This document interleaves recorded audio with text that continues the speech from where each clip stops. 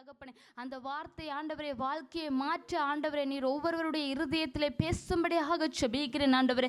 அப்பா, திருவிருந்து பகுதியை உம்முடைய திருக்கரத்திலே ஒப்பு கொடுக்கிறேன் ராஜா. நீர் எங்களுக்காக அடிக்கப்பட்டு எங்களுக்காக ஆண்டவரே ரத்தம் சிந்தி 1003 நாள் உயிரோடு எழுந்து வந்த அந்த திரு ரத்தத்தை ஆண்டவரே அப்பா நாங்கள் உட்கொண்டு புசிக்கும் போது தகப்பனை பயத்தோடும் பக்தியோடும் ஆண்டவரே அதை போஜனம் பண்ண ராஜா ஒவ்வொருவருக்கும் அந்த உணர்வை நீர் கொடுக்கும்படியாக செபிக்கிறேன் தகப்பனே. அப்பா ஏசப்பா, எங்களுக்காக கொடுத்த அந்த ஸ்ரீலங்கா சபைக்காக உமக்கு ஸ்தோத்திரம் ஆண்டவரே. அந்த சபையை ஆசீர்வதிங்க. இன்னும் அநேக ஜனங்களை அந்த இடத்துல நீர் கொண்டு வந்து கொடுத்த கிருபைக்காக ஸ்தோத்திரம் ஆண்டவரே. அப்பா, அந்த இடத்துல அநேக ஊழியர்களும் அநேக போதர்களும் எழும்ப என் தேவன் நீர் ஆசீர்வதித்த கொடுத்த கிருபைக்காக நன்றி தகப்பனே. ஆண்டவரே, ஒவ்வொரு வாலிப பிள்ளைகளும் எழுந்து உமக்காக ஏதாவது ஒன்று செய்யணும் என்ற ஒரு வாஞ்சியை நீர் கொடுத்த கிருபைக்காக நன்றி தகப்பனே. அப்பா, பிரான்ஸ் தேசத்தில் எங்களுக்கு கொடுத்த சபைக்காக நன்றி தகப்பனே. ஆண்டவரே, இந்த இடம் முழுவதை நான் ஆசீர்வதிப்பேன் என்று சொன்னீரே தகப்பனே.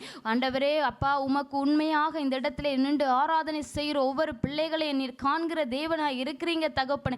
ஆண்டவரே, ஒவ்வொருவரும் உமக்காக ஏதாவது ஒன்று செய்யணும் என்ற ஒரு வாஞ்சியை கட்டளை எடுங்க தகப்பனே.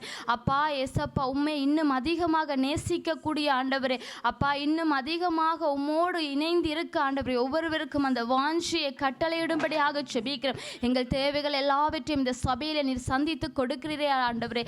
அளவுக்கு அதிகமாக இந்த சபையை எங்களோடு இருந்து நீர் ஆசீர்வதி கிருபைக்காக உமக்கு நன்றி தகப்பனே. அப்பா, எங்களுக்கு கொடுத்த 2 போறதற்காக உமக்கு ஸ்தோத்திரம் தகப்பனே. இருவரையும் உம்முடைய திருக்கரத்திலே ஒப்பு கொடுக்கிறேன் தகப்பனே. நீங்க ஆசீர்வதிங்க தகப்பனே. தேவைகளை சந்தியுங்க, குறைவுகளை நிறைவாக்குங்க தகப்பனே. இன்னும் அதிகமாக உம்முடைய ஓட்டத்தில் ஓட ஆண்டவரே என் தேவன் பெலனை கட்டளையிடும்படியாக செபிக்கிறேன் தகப்பனே. எல்லா பலவீனங்களையும் நீட்டு எடுத்து போட்டீரே, அதற்காக உமக்கு ஸ்தோத்திரம். உம்முடைய வார்த்தையை கொண்டு செல்ல ராஜா உம்முடைய சமூகம் அவர்களுக்கு முன்பாக கடந்து செல்லட்டும் ராஜா. ஆண்டவரே, இந்த வயதிலும் தகப்பனை இன்னும் அதிகமாக உமக்காக ஓடணும் என்ற வாஞ்சியை நீர் கொடுத்தீரே, அதற்காக உமக்கு ஸ்தோத்திரம் நன்றி தகப்பனே. ஆண்டவரே, கரங்கள் வைத்து ஜெபிக்கும் போது பேய்கள் நடுநடுங்கணும் தகப்பனே. ஆண்டவரே, உம்முடைய நாமம் மட்டும் மகிமைப்படணும் தகப்பனே. அப்பா, இந்த இடத்திலே தொடக்கத்திலிருந்து முடிவு மட்டும் நீர் ஆளுகை செய்யும்படியாக, நீர் அசைவாடும்படியாக ராஜா இந்த ஆராதனையை முழுமையாக உம்முடைய திருக்கரத்திலே ஒப்புக் கொடுக்கிறேன். எங்களால் ஒன்றும் முடியாது, எங்களை அடித்தனமாக தாழ்த்துகிறோம் தகப்பனே. உம்முடைய நாமம் மகிமைப்படணும், நீர் இந்த இடத்திலே அசைவாடணும் தகப்பனே. உம்முடைய கரத்திலே எல்லாவற்றையும் ஒப்புக் கொடுத்தேன். தாழ்த்தி வறுமையாய் செபங்குகிறேன் என் ஜீவனுள்ள நல்ல பிதாவே, ஆமென். ஸ்தோத்திரம். சங்கீதம் 96 பக்கம் 730. கர்த்தருக்கு புதுப்பாட்டை பாடுங்கள், பூமியின் குடிகளே எல்லாரும் கர்த்தரை பாடுங்கள்.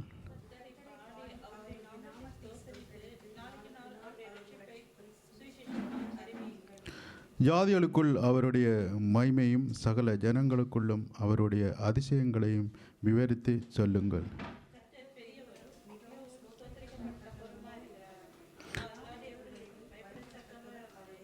சகல ஜனங்களுடைய தேவர்களும் விக்கிரகங்கள் தானே, கர்த்தரோ வானங்களை உண்டாக்கினவர்.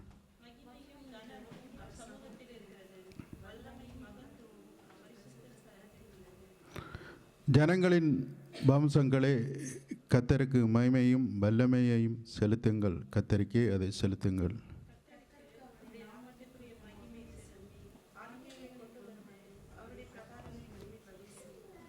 பரிசுத்த அலங்காரத்துடனே கர்த்தரை தொழுது கொள்ளுங்கள். பூலோகத்தாரே, நீங்கள் யாவரும் அவருக்கு முன்பாக நடுங்குங்கள்.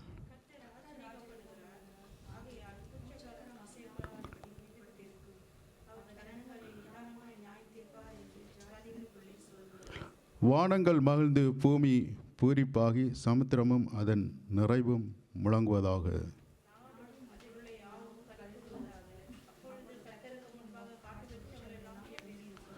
அவர் வருகிறார், அவர் பூமியை நியாயந்தீர்க்க வருகிறார். அவர் பூலோகத்தை நீதியோடும் ஜனங்களை சத்தியத்தோடும் நியாயந்தீர்ப்பார். ஆமென். நன்றி நன்றி இயேசுவே, என்னாலும் இயேசுவே. நன்றி இயேசுவே, என்னாலும் இயேசுவே. ஒரு நாளும் என்னை மறவா தெய்வம் நீரே. நன்றியோடு உம்மை துதிக்கிறேன். ஒரு நாளும் என்னை மறவா தெய்வம் நீரே. நன்றியோடு உம்மை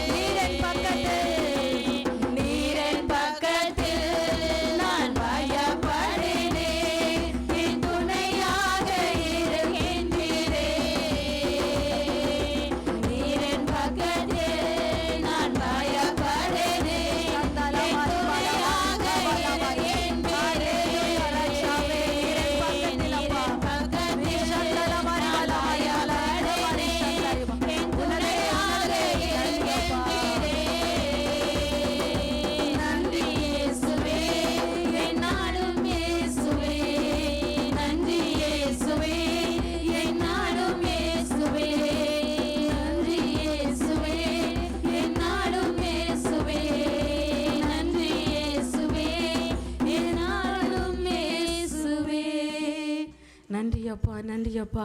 எத்தனை நன்மைகள் செய்தேன் ராஜாவே, உம்மை துதிக்கிறோம் அப்பா. நீங்கள் எங்கள் அருகில் இருக்கிறதுனால நாங்கள் பயந்து போகிறது இல்லையே ராஜா. உம்முடைய துணை, உம்முடைய பலன் அப்பா. நீங்கள் கொடுக்கிற பலனினால நாங்கள் வாழ்ந்து கொண்டிருக்கிறோம் ராஜா. துணையாக இருக்கிறதுக்கு நன்றி அப்பா. பாதையெல்லாம் கூட வருகிறதுக்கு நன்றி ராஜாவே. கரத்தை பிடித்திருக்கிறதுக்காக நன்றி அப்பா. வழி இதுவே என்று பிறகாலே கேட்கிற சத்தத்துக்கு நன்றி ராஜாவே. உம்முடைய வார்த்தையினூடாக எங்களை பலப்படுத்துகிறவர், உம்முடைய வார்த்தையினூடாக எங்களை திடப்படுத்துகிறவர் ராஜா. நீங்க எங்களை நடத்துகிற பாதைகளுக்கு நன்றி செலுத்துகிறோம் அப்பா. இம்மட்டும் வர நாங்கள் மாத்திரம் தகப்பனே, உங்களோட கரம் இல்லாவிட்டா தகப்பனே, இந்த நொடி, இந்த நேரம், இந்த இடம் நாங்கள் இருக்க முடியாது ராஜா. எத்தனை எத்தனை நன்மைகள் அப்பா. முடியாதவைகளை முடித்து கொடுத்திருக்கிறீங்க. பாதை இல்லாத இடங்கள்ல பாதைகளை உண்டு பண்ணி இருக்கிறீங்க ராஜா. வனாந்தரத்துல நீங்க தண்ணீர் தடாகங்களை, மாறுகளை உண்டாக்கி இருக்கிறீங்க ராஜாவே. வாய்க்காலை நீரினால் நிரப்பி இருக்கிறீங்க ராஜாவே. எத்தனை நல்லவர், எத்தனை நல்லவர், எத்தனை நல்லவர். நீர் எங்கள் அருகில் இருக்கிறதுக்காக நன்றி ராஜா. இம்மட்டும் நடத்தின எபெனேசர், இனியும் கைவிட நீங்க மாட்டீங்கப்பா, மாட்டீங்க மாட்டீங்க. நீங்க போதுமானவர் அப்பா. எங்களை விசாரிக்க ஒருவர் உண்டு, எங்களுக்காக வழக்காட ஒருவர் உண்டு, எங்களுக்காக பரிந்து பேச ஒருவர் உண்டு ராஜா. எங்களுக்காக யுத்தம் செய்ய ஒருவர் உண்டு அப்பா. சகலவற்றையும் செய்து முடிக்கிற எங்கள் ராஜாவை துதிக்கிறோம் அப்பா. பரிகாரியாக எங்கள் கர்த்தாவே, பரம வைத்தியராய் இருக்கிறவரே, எங்களை கண்ணோக்கி பார்க்கிறவரே, சிறுமைப்பட்டவன் மீது சிந்தையுள்ள தேவன் ராஜா. ஏழைகளை விதவைகளை விசாரிக்கிற தகப்பன், திக்கற்ற பிள்ளைகளுக்கு சகாயர் ராஜா. நீங்க உமக்கு நன்றி நன்றி நன்றி. நன்மைகளின் நாயகனை, நன்மை செய்கிறவராய் சுற்றி திரிந்தவரை உயர்த்தி மகிமைப்படுத்துகிறோம் அப்பா. நீர் பெரியவர் பெரியவர் பெரியவர். எப்பொழுதும் உமக்கே துதியும் கனமும் மகிமையும் ராஜா. நீங்க சொல்ல ஆகும், நீர் கட்டளையிட நிற்கும் ராஜா. எல்லாவற்றையும் செய்து முடிக்கும் ஆற்றல் உள்ள தேவனை உயர்த்துகிறோம், மகிமைப்படுத்துகிறோம். என் தேவனால் எல்லாம் கூடும், எல்லாம் கூடும் என்று உம்மை துதிக்கிறோம், நன்றி செலுத்துகிறோம், நன்றி செலுத்துகிறோம். நன்றி நன்றி நன்றி அப்பா. ஹல்லேலூயா ஆனந்தமே, ஹல்லேலூயா ஆனந்தமே, ஹல்லேலூயா ஆனந்தமே, ஹல்லேலூயா ஆனந்தமே. உம்மை துதிப்பேன் துதிப்பேன், துதித்து கொண்டே இருப்பேன். உம்மை துதிப்பேன் துதிப்பேன், துதித்து கொண்டே இருப்பேன். என்றும் ஆனந்தம் என் இயேசு தருகிறார். என்றும் ஆனந்தம் என் இயேசு தருகிறார். துதிப்பேன் துதிப்பேன், துதித்து கொண்டே இருப்பேன். உம்மை துதிப்பேன் துதிப்பேன், துதித்து கொண்டே இருப்பேன். ஹல்லேலூயா ஆனந்தமே, ஹல்லேலூயா ஆனந்தமே, ஹல்லேலூயா ஆனந்தமே, ஹல்லேலூயா ஆனந்தமே. உம்மை துதிப்பேன் துதிப்பேன், துதித்து கொண்டே இருப்பேன். உம்மை துதிப்பேன் துதிப்பேன், துதித்து கொண்டே இருப்பேன். உன்னதர் மறைவில் வல்லவர் நிழலில் என்றும் தங்குவேன். உன்னதர் மறைவில் வல்லவர் நிழலில் என்றும் தங்குவேன். தேவனை நோக்கி அடைக்கல பாறை என்றே சொல்லுவேன். தேவனை நோக்கி அடைக்கல பாறை என்றே சொல்லுவேன். ஹல்லேலூயா ஆனந்தமே, ஹல்லேலூயா ஆனந்தமே, ஹல்லேலூயா ஆனந்தமே, ஹல்லேலூயா ஆனந்தமே. உம்மை துதிப்பேன் துதிப்பேன், துதித்து கொண்டே இருப்பேன். உம்மை துதிப்பேன் துதிப்பேன், துதித்து கொண்டே இருப்பேன். தமது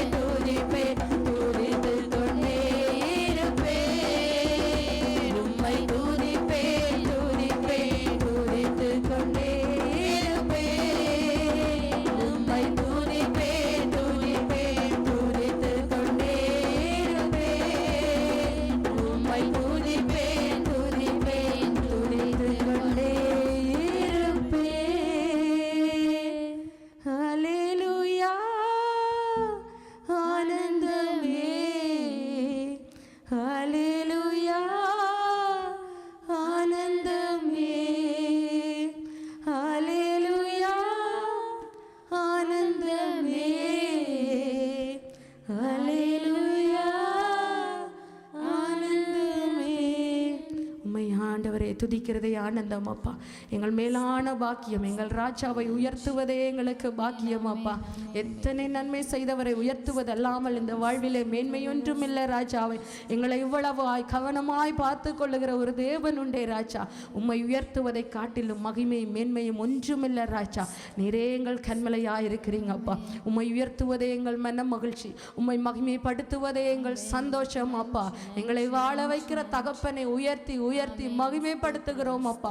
துதியும் கனமும் மகிமையும் என் ராஜா ஒருவருக்கே. சிங்காசனத்தில் வீற்று ஆளுகை செய்கிற என் தகப்பனை உமக்கே மகிமை உண்டாவதா, என்னாலும் உமக்கே கனம் உண்டாவதாக அப்பா. பரலோகத்தில் உம்முடைய சிங்காசனம் வைக்கப்பட்டிருக்கிறதே ராஜா. பூமியின் மீது நோக்கமாயிருந்த ஜனங்களை கண்ணோக்கி பார்க்கிற நல்ல தெய்வத்தை உயர்த்துகிறோம் அப்பா. எங்கள் வாழ்விலே வெளிச்சமாய் வந்தீங்களே அப்பா, நன்றி செலுத்துகிறோம். இருள் போக்க வந்ததுக்காக நன்றி செலுத்துகிறோம் அப்பா. இந்த நாளிலும் எங்களை நடத்துகிற தேவனை உயர்த்தி மகிமைப்படுத்துகிறோம். உம்மை போல ஒருவரும் இல்லை ராஜா. என் தகப்பன் பரிசுத்தர், பரிசுத்தர், சேனைகளின் கர்த்தர் நீங்க பரிசுத்தர். இருந்தவரும் இருக்கிறவரும் வருகிறவருமாக என் தேவாதி தேவன் நீங்க பரிசுத்தர், பரிசுத்தர், பரிசுத்தர் அப்பா. இம்மைக்கும் மறுமைக்கும் நீங்களே தேவன் அப்பா. உம்மை அல்லாமல் நித்திய ஜீவனை சுதந்தரித்துக் கொள்ள முடியாது என்று சொன்ன என் தெய்வத்தை உயர்த்துகிறோம் அப்பா. நானே வழியும் சத்தியமும் ஜீவனமாயிருக்கிறேன் என்று சொன்னவரை உயர்த்தி மகிமைப்படுத்துகிறோம். நன்றி நன்றி. மங்காத ஒளியை மகிமை பிரதாபா உம்மை துதிக்கிறோம். எங்களை மறுரூபப்படுத்துகிறவரை உமக்கு ஸ்தோத்திரம். நன்றி நன்றி நன்றி நன்றி நன்றி செலுத்தி உம்மை உயர்த்தி மகிமைப்படுத்துகிறோம். நன்றி ராஜா, நன்றி அப்பா. கேருபின் சேராவின்கள் ஓய்வின்றி உமை போற்றுதே. பூலோக திருச்சபை எல்லாம் ஓய்வின்றி உமை போற்றிட. கேருபின் சேராவின்கள்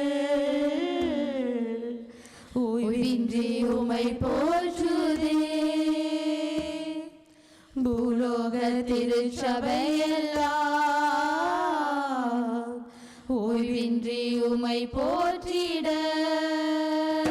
நீர் பரிசுத்தர், பரிசுத்தர், பரிசுத்தர் எங்கள் பரலோக ராஜாவே. இந்த வானம் பூமியுள்ளோர் யாவும் உந்தன் நாமத்தை உயர்த்தட்டுமே. நீர் பரிசுத்தர், பரிசுத்தர், பரிசுத்தர் எங்கள்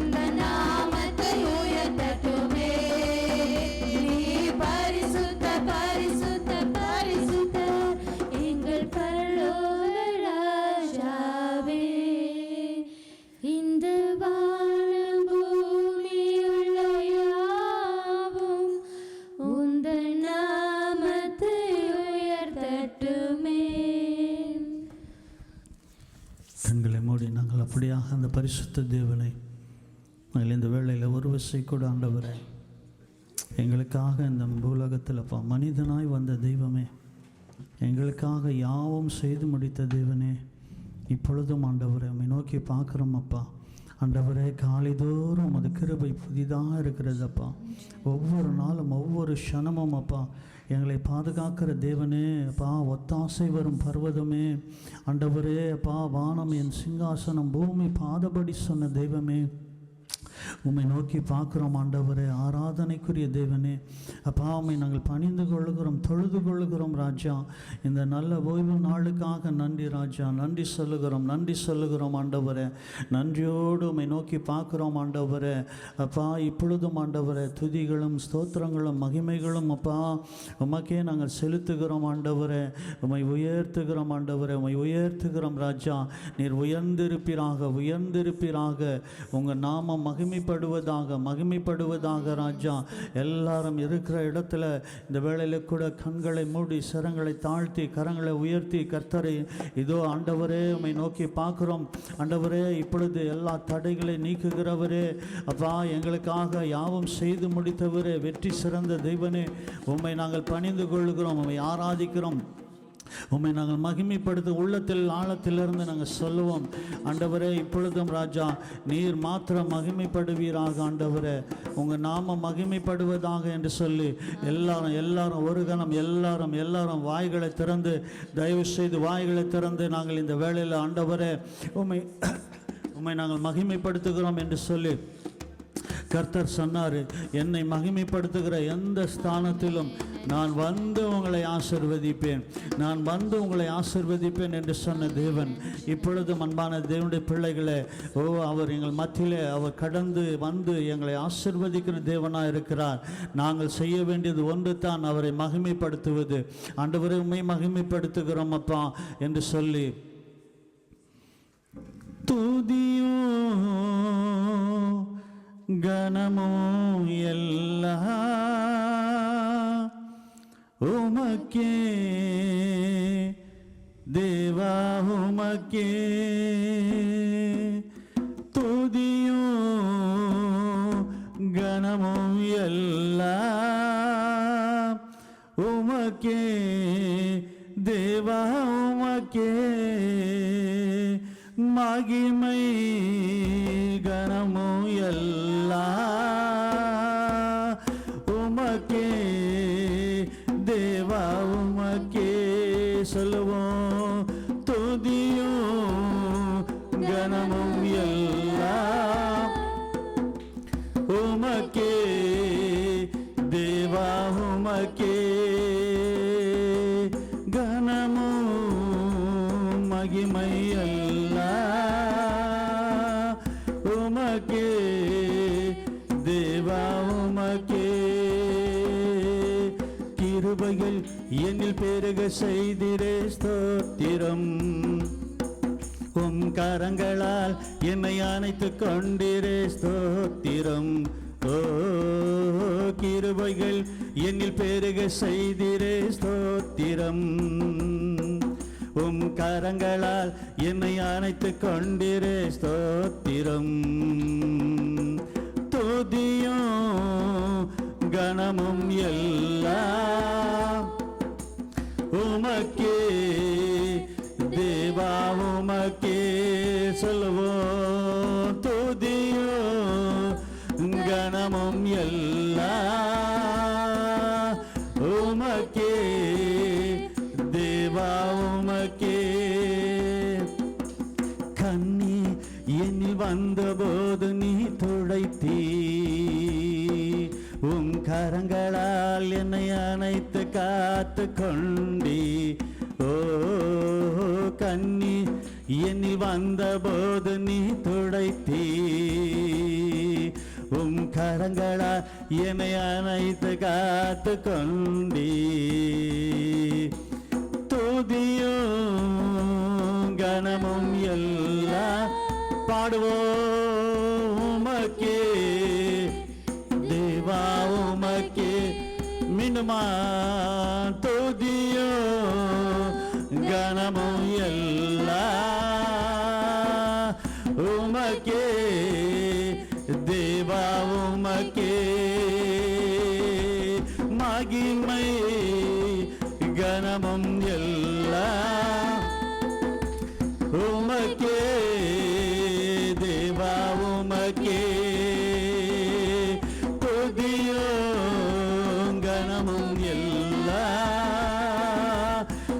உமக்கே தேவா உமக்கே மகிமை கனமும் எல்லாம் உமக்கே தேவா உமக்கே துதியோ கனமும் எல்லாம் உமக்கே தேவா உமக்கே கனமும் மகிமை எல்லாம்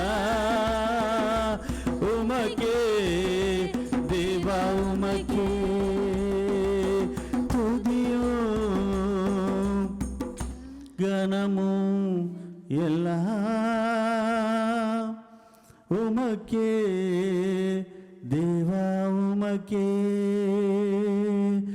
ஓ கண்ணி என்னில் வந்தபோது நீ துடைத்தீ கரங்களால் என்னை அணைத்து காத்து கொண்டீர் கண்ணீர் என்னில் வந்தபோது நீ துடைத்தீ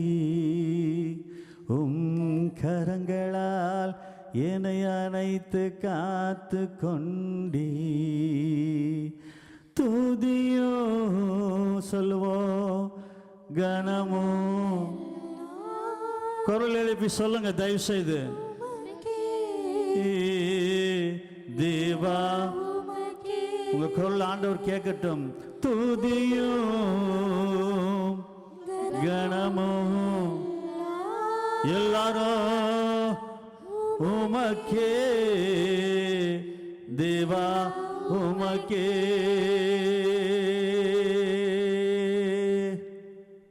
அல்லேலூயா சொல்லுவோமா அல்லேலூயா ஆண்டவரும் நம் இரட்சகரும் மீட்பெருமான இயேசு ராஜாவின் நாமத்தில் மீண்டும் மறுவசை உங்கள் எல்லாருக்கும் அன்பின் வாழ்த்துக்கள். கர்த்தர் உங்களை ஆசீர்வதிப்பார். இதை பார்க்குற பிள்ளைகளை தேவன் அளவில்லாமல் ஆசீர்வதிப்பார். அல்லேலூயா. அன்பான தேவனுடைய பிள்ளைகளே, நாங்கள் ஒவ்வொரு ஞாயிற்றுக்கிழமையிலும் ஆண்டவருடைய வார்த்தையை நாங்கள் கேட்குறோம். நாங்கள் கேட்பது மாத்திரமல்ல, அது எங்கள் வாழ்க்கையில் செயல்படுகிறதா, அது எங்கள் வாழ்க்கையில் நடக்கிறதா என்று சொல்லி நாங்கள் பார்க்க வேண்டிய கட்டாயத்தில் இருக்கிறோம். ஏன் என்று சொன்னால், நாங்கள் இந்த நாளில் ஒரு காரியம் செய்யும் பொழுது அதற்கு எங்களுக்கு பதில் வர வேண்டும். ஆண்டவர் சொன்னார், என்னை நோக்கி கூப்பிடு, நான் உத்தரவு கொடுப்பேன் என்று சொல்லி.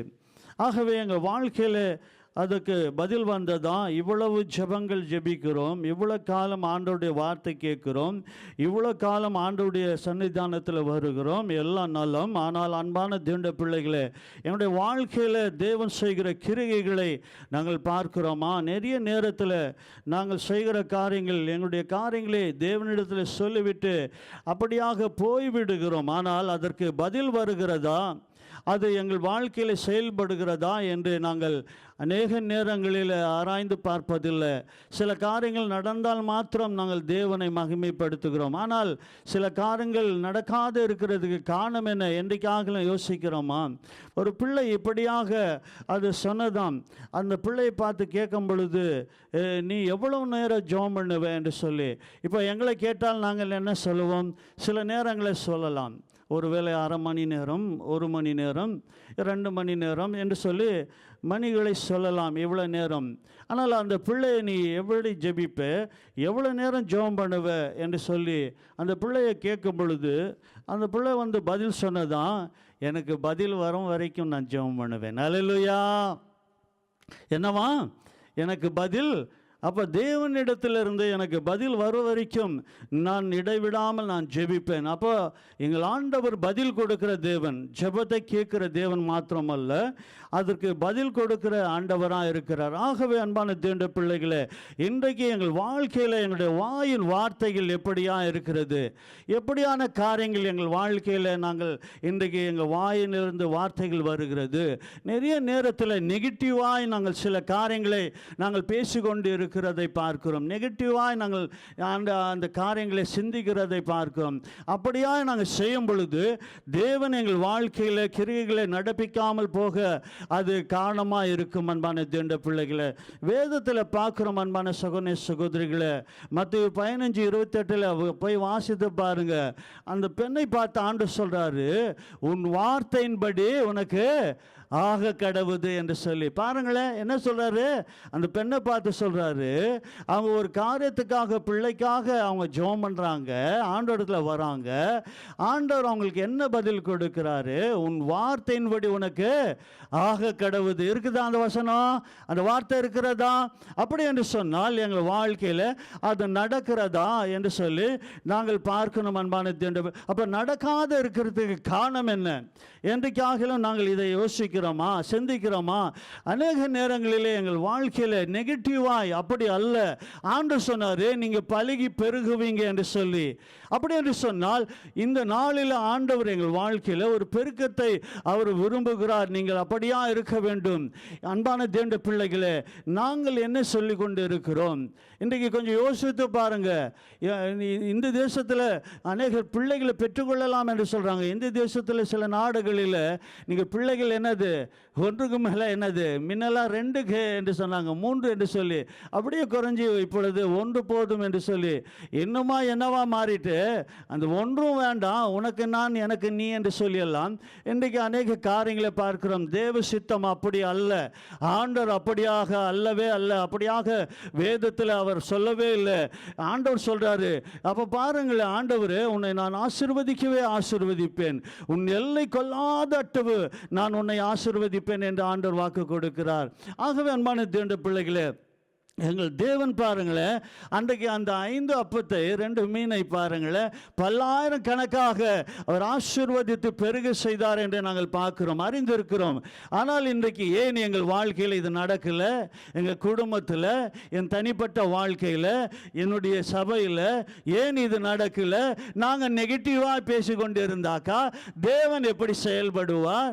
ஆண்டவர் எங்களை எப்படி ஆசீர்வதிப்பார்? ஒன்று தெரியுமா அன்பான தேவனுடைய பிள்ளைகளை, அற்புதம் செய்த உண்மைதான். 5 அப்பத்தையும் 2 மீனையும் அது எப்போ அற்புதம் செய்தார்? எப்போ செய்தார் ஆண்டவர்? அந்த அப்பம் அவங்க கையில் இருக்கிற வரைக்கும் அது என்னவா இருந்தது? 5 2 தான் இருந்தது. ஆனால் இயேசு கையில் எப்போ வந்ததோ அப்போதான் என்ன ஆனது? அதை ஆசீர்வதித்து பெருக செய்தார். அப்போ அந்த காரியத்தை நாங்கள் ஆண்டவரிடத்தில் சொல்லணும். நாங்கள் இப்படியான காரியங்கள் ஆண்டவரே நாங்கள் எதிர்பார்க்கிறோம். ஆண்டவரே, எங்கள் வாழ்க்கையிலே ஆண்டவரே இடம் கொள்ளாதத்தக்கதாக நீர் இந்த அற்புதங்களை, அதிசயங்களை செய்யுங்கப்பா என்று சொல்லி. ஆகவே இன்றைக்கு அன்பான தேவனுடைய பிள்ளைகளே, ஆனால் இன்றைக்கு எங்கள் வாழ்க்கையில் ஒரு காரியத்தை நாங்கள் மிக முக்கியமாக கற்றுக்கொள்ள வேண்டும். அதைத்தான் நாங்கள் பார்க்க போகிறோம். எடுத்து வாசிங்க. ரோமருக்கு எழுதின நிருபத்தில் 3வது அதிகாரத்தில் 10வது வசனத்தில் வேதம் என்ன சொல்லுகிறது? இதை கொண்டு நாங்கள் இன்றைக்கு கடந்து போவோம். என்ன ஆண்டவருடைய வசனம் சொல்லுகிறது? இந்த வார்த்தை கொண்டு நாங்கள் செய்ய போகிற காரியங்கள், இன்றைக்கு இந்த வசனங்கள் கூடாக ஆண்டவர் கட்டாயம் எங்களோடு இடைப்படுகிறார். ஆண்டவர் செய்கிறதை அவர் செய்கிறாரு. ஆனால் நாங்கள் என்ன செய்ய வேண்டும்? நாங்கள் அதை செய்கிறோமா? ஒருவேளை முழுமையாக செய்திருக்கிறோமா? அதைத்தான் இன்றைக்கு ஆராய்ந்து பார்த்து நாங்கள் ஜெபித்து நாங்கள் கடந்து போகிறோம். ரோமர் 3:10 என்ன சொல்லுகிறது? எடுத்து வாசிங்க. அந்தபடியே நீதிமான் ஒருவனாகிலும் இல்லை. அந்தபடியே என்று சொல்லி ஆண்டவருடைய வசனம் சொல்லுகிறது. அந்தபடியே நீதிமான் ஒருவனாகிலும் இல்லை என்று சொல்லி வேத வசனம் சொல்லுகிறது. அன்பான தேவனுடைய பிள்ளைகளே, இன்றைக்கு அநேக காரியங்களிலே வேதாந்திகளாய் மாறி அவங்க தங்களை நாங்கள் நீதிமான் என்று சொல்லி இதோ இன்றைக்கு சொல்லிக் கொள்கிறதை பார்க்கிறோம். ஆனால் பைபிள் சொல்லுகிறது ஒருவனும் நீதிமான் இல்லை என்று சொல்லி.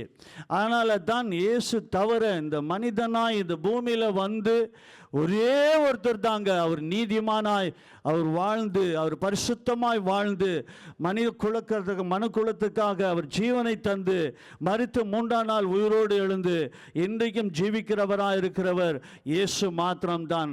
ஆனால் இதோ இந்த பூமியில் ஆதாம் கொண்டு ஏவாள் ஆதாம் கொண்டு வந்த சந்ததி அத்தனையும் என்னவா, ஒருவனும் என்னது நீதிமான் இல்லை என்று சொல்லி. ஆனால் பள்ளி ஏற்பாடில் பார்க்கிறோம், அவன் நோவா நீதிமானாய் கண்டான், ஆபிரகாம் நீதிமானாய், அந்த ஜனங்களுக்குள்ள இருந்ததில் அவங்க நீதிமானாய் தேவன் பார்த்தாராம். ஆனால் அன்பானவர்களே, புதிய ஏற்பாடில் ஒருவரும் நீதிமான் இல்லை என்று சொல்லப்படுகிறது. அதே நேரத்தில் ஆண்டவருடைய வசனம் சொல்லுகிறது அன்பானவர்களே, யோவான் 1:7 நாங்கள் பார்க்கும் பொழுது, இயேசுவின் இரத்தத்தால் கழுவப்படுகிற அத்தனை பேரும் என்னவா, நீதிமான்களாய் மாறுகிறார்களாம். அவர் இரத்தத்தால் கழுவப்படுகிற அத்தனை பேரும், அவருடைய இரத்தம் சகல பாவங்களை நீக்கி எங்களை என்ன பண்ணுகிறதா, சுத்திகரிக்கிறது என்று சொல்லி ஆண்டவருடைய வசனம் சொல்லுகிறது. அப்படி என்று சொன்னால் ஆண்டவருடைய சமூகத்தில் தேவ பிள்ளைகள் எப்படி நிற்க முடியும்? நாங்கள் ஆண்டவருக்கு முன்பாக நீதிமான்களாய் நிற்க எப்படி முடியும்? அவருடைய இரத்தத்தாலே நாங்கள் கழுவப்படும் பொழுது. சரி, அப்படி என்று சொன்னால் ஒருவரும் நீதிமான் இல்லை என்று சொல்லி, அதுக்கு வேதத்தில் பாருங்களேன், ஆண்டவருடைய பணி செய்கிறவர்கள் என்று சொல்லி அவர்கள் என்ன செய்தார்கள் என்று சொல்லி நாங்கள் பார்க்குறோம். இந்த லூக்கா 10வது அதிகாரத்தை எடுத்துக்கொள்ளுங்கள். லூக்கா 10 பாருங்களேன், ஒரு சம்பவம் எழுதியிருக்கிறது. அந்த காரியத்தை நாங்கள் பார்க்கும் பொழுது வாசிங்க 29 37 முடிய நாங்கள் பார்க்கும் பொழுது இங்கே ஒரு காரியம் சொல்லப்படுகிறது. என்னது? வாசிக்க கேட்போம். என்னது? வாசிங்க. அவன் தன்னை நீதிமான் என்று பாருங்களேன், இந்த வசனம் துவக்கத்திலே என்ன சொல்லுகிறது? அவன் தன்னை நீதிமான் என்று காண்பிக்க. பாருங்களேன், இன்றைக்கு நிறைய காரியங்களில் சில நேரங்களில் அன்பானவர்களே, அன்பு பிள்ளைகளை தயவுசெய்து விளங்கிக் கொள்ளணும். நாங்கள் ஒரு தவறு செய்து விட்டோம் என்று சொன்னால் அதை நாங்கள் என்ன பண்ணுறோம்? நிறைய நேரில் மறைக்க நாங்கள் என்னென்ன காரியம் செய்யணுமோ அத்தனை தந்திரமும் செய்வோம். பார்த்துக்கிறீங்களா? மறைக்கிறதுக்கு. ஆனால் கடவுள் இடத்துல எங்கள் பாவங்களை மறைக்க முடியுமா? மனுஷனை மறைக்கலாம். இன்றைக்கி நாங்கள் பார்க்குறோம், இந்திய தேசத்தில் 6 வருஷத்துக்கு முன்னால் பெண்களை அவங்க சீர்கழித்து இன்றைக்கு அதிலிருந்து தப்பித்து கொள்ளலாம் என்று சொல்லி அவர்கள் அப்படியா இருந்தாங்க. ஆனால் 6 வருஷம் கழித்து இன்றைக்கு என்ன நடந்திருக்கிறது? அந்த கோர்ட்லேயே ஒரு தீர்ப்பு கொண்டு அந்த 9 பேரும் என்னது குற்றவாளிகள் என்று சொல்லி அவங்கள சிறையில் போட்டு வச்சிருக்கிறாங்க. இது உலகத்தில் நடக்கிற காரியங்கள். அப்படி என்று சொன்னால் அந்த தவறு செய்யும் பொழுது அவன் தப்பித்து கொள்ள முடியாது என்று அது விளங்குகிறது. ஆனால் இதையிலும் என்ன பண்ணுறாங்க? நிறைய இன்றைக்கு அநேக பேர் பாவங்களை தவறுகளை செய்து அவங்களுடைய வசதிகளை கொண்டு அவங்களுடைய திறமைகளை கொண்டு மறைத்து கொண்டு இருக்கிறதை நாங்கள் பார்க்க முடியும். அவங்க எண்ணிக்கொண்டு இருக்கிறாங்க, நான் தப்பிச்சு கொண்டு என்னை கண்டுபிடிக்கவே முடியல என்று சொல்லி அவங்க அப்படியா எண்ணிக்கொண்டு இருக்கலாம். ஆனால் அவங்க உள்ளத்தில் ஒரு காரியம் தோன்றும். என்ன தெரியுமா? மனசாட்சியில் அந்த குற்றம் என்ன பண்ணும்? அவங்கள அழுத்தும். தப்பு செஞ்சவன் அவன் கட்டாயம் அழுத்தும். அவன் தப்பித்து கொள்ளவே முடியாது. ஒன்று. அடுத்தது, கடவுளிடத்தில் அவன் என்ன பண்ண முடியாது? தப்பித்து கொள்ளவே முடியாது. ஆகவே தான் இந்த காரியங்களை நாங்கள் பார்க்குறோம். அவன் தன்னை நீதிமான் என்று காட்டிக்கொள்ள அங்கே என்ன நடக்கிறது? வாசிங்க சீக்கிரமாய்.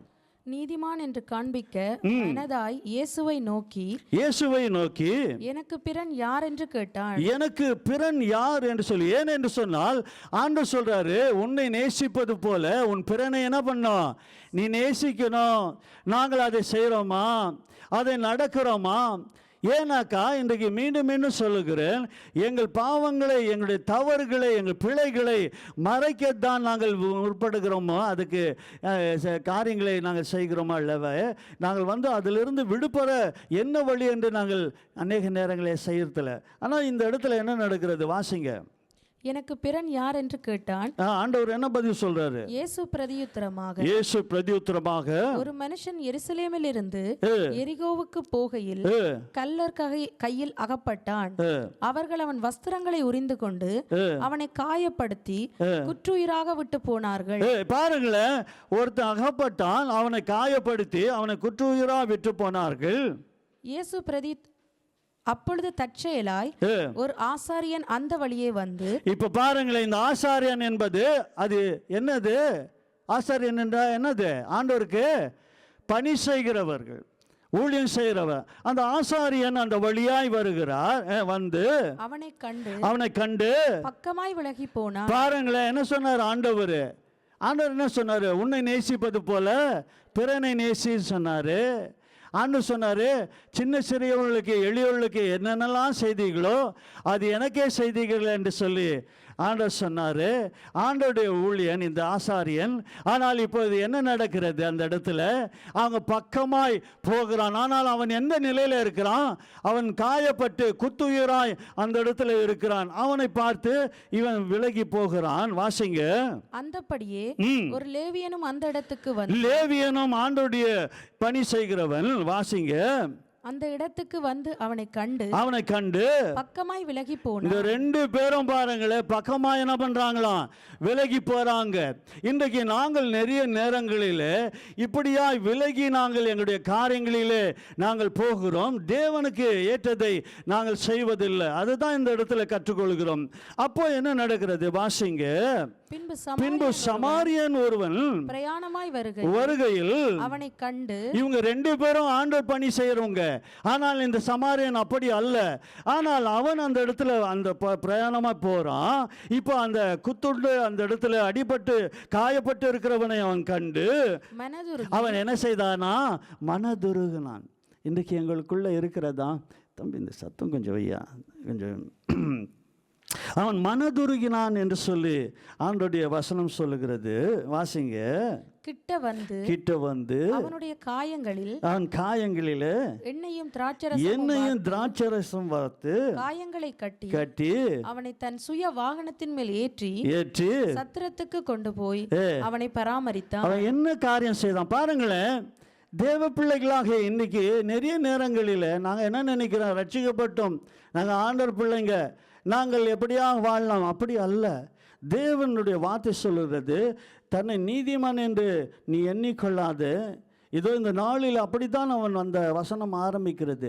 அந்த நீதிமான் என்று சொன்னவங்க தான் இந்த ரெண்டு காரியமும் அவங்க செய்கிறாங்க. அவன் பக்கமாக விலகி பார்த்து கொண்டு போகிறாங்க. ஆனால் நாங்கள் இன்றைக்கு என்ன செய்து கொண்டு இருக்கிறோம்?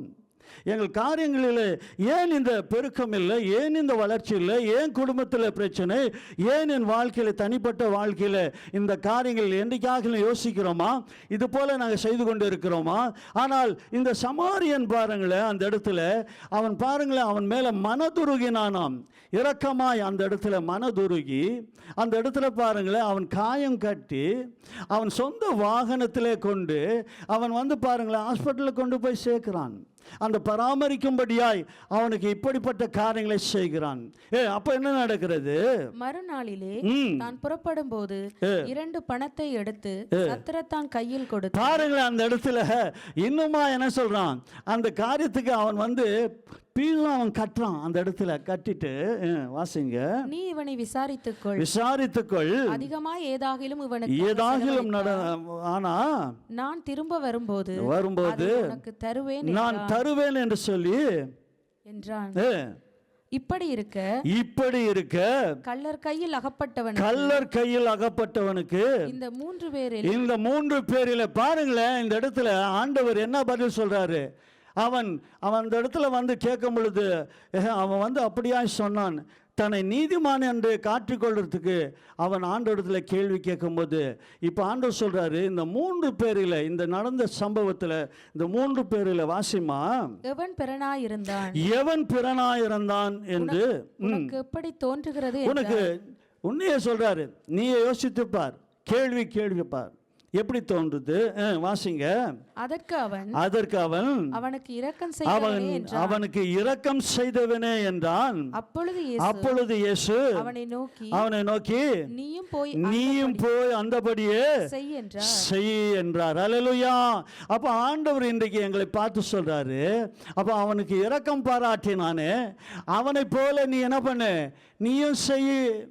நீ இரக்கமாயிரு, நீ மனதுருக்கமாயிரு, நீ அவன் மேலே இறக்கம். ஏன்னா உனக்கு தேவன் இறங்கினாரு. உன் பாவங்களை, உன் குற்றங்களை ஆண்டவர் மன்னித்தாரு. உன் அக்கிரமங்களை எல்லாம் நீக்கி போட்டாரு. உன் சாபத்தை ஆண்டவர் மாற்றினாரு. உன்னை ஆசீர்வதித்தாரு. இப்படியாய் நாங்கள் அநேக காரியங்களை சொல்லி கொண்டு போகலாம். அப்போ ஆண்டவர் அந்த இடத்துல அவர் என்ன அருமையான ஒரு பதிலை சொல்றாரு, நீயும் போய் இப்படியாய் செய். இப்போ பாருங்களேன், இந்த 2 பேரும் என்னது? ஆசாரியனும் லேவியனும் ஆண்டவருடைய பணி செய்கிறவர்கள். யார்கிட்ட கற்றுக்கொள்ள சொல்றாரு? இதோ அந்த சமாரியன் இடத்துல. இன்றைக்கு நாங்கள் அப்படியே கற்றுக்கொள்ளணுங்க. ஒரு பொழுதும் நாங்கள் எல்லாம் கற்றுக்கொண்டோம் என்று சொல்லி எந்த ஊழியனும் யாரும் சொல்லவே முடியாது. தெரியுமா உங்களுக்கு? சொல்லவும் கூடாது.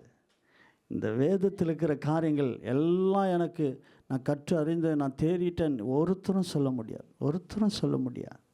கடைசி வரைக்கும் நான் கற்றுக்கொள்ள வேண்டியதாக இருக்கிறது.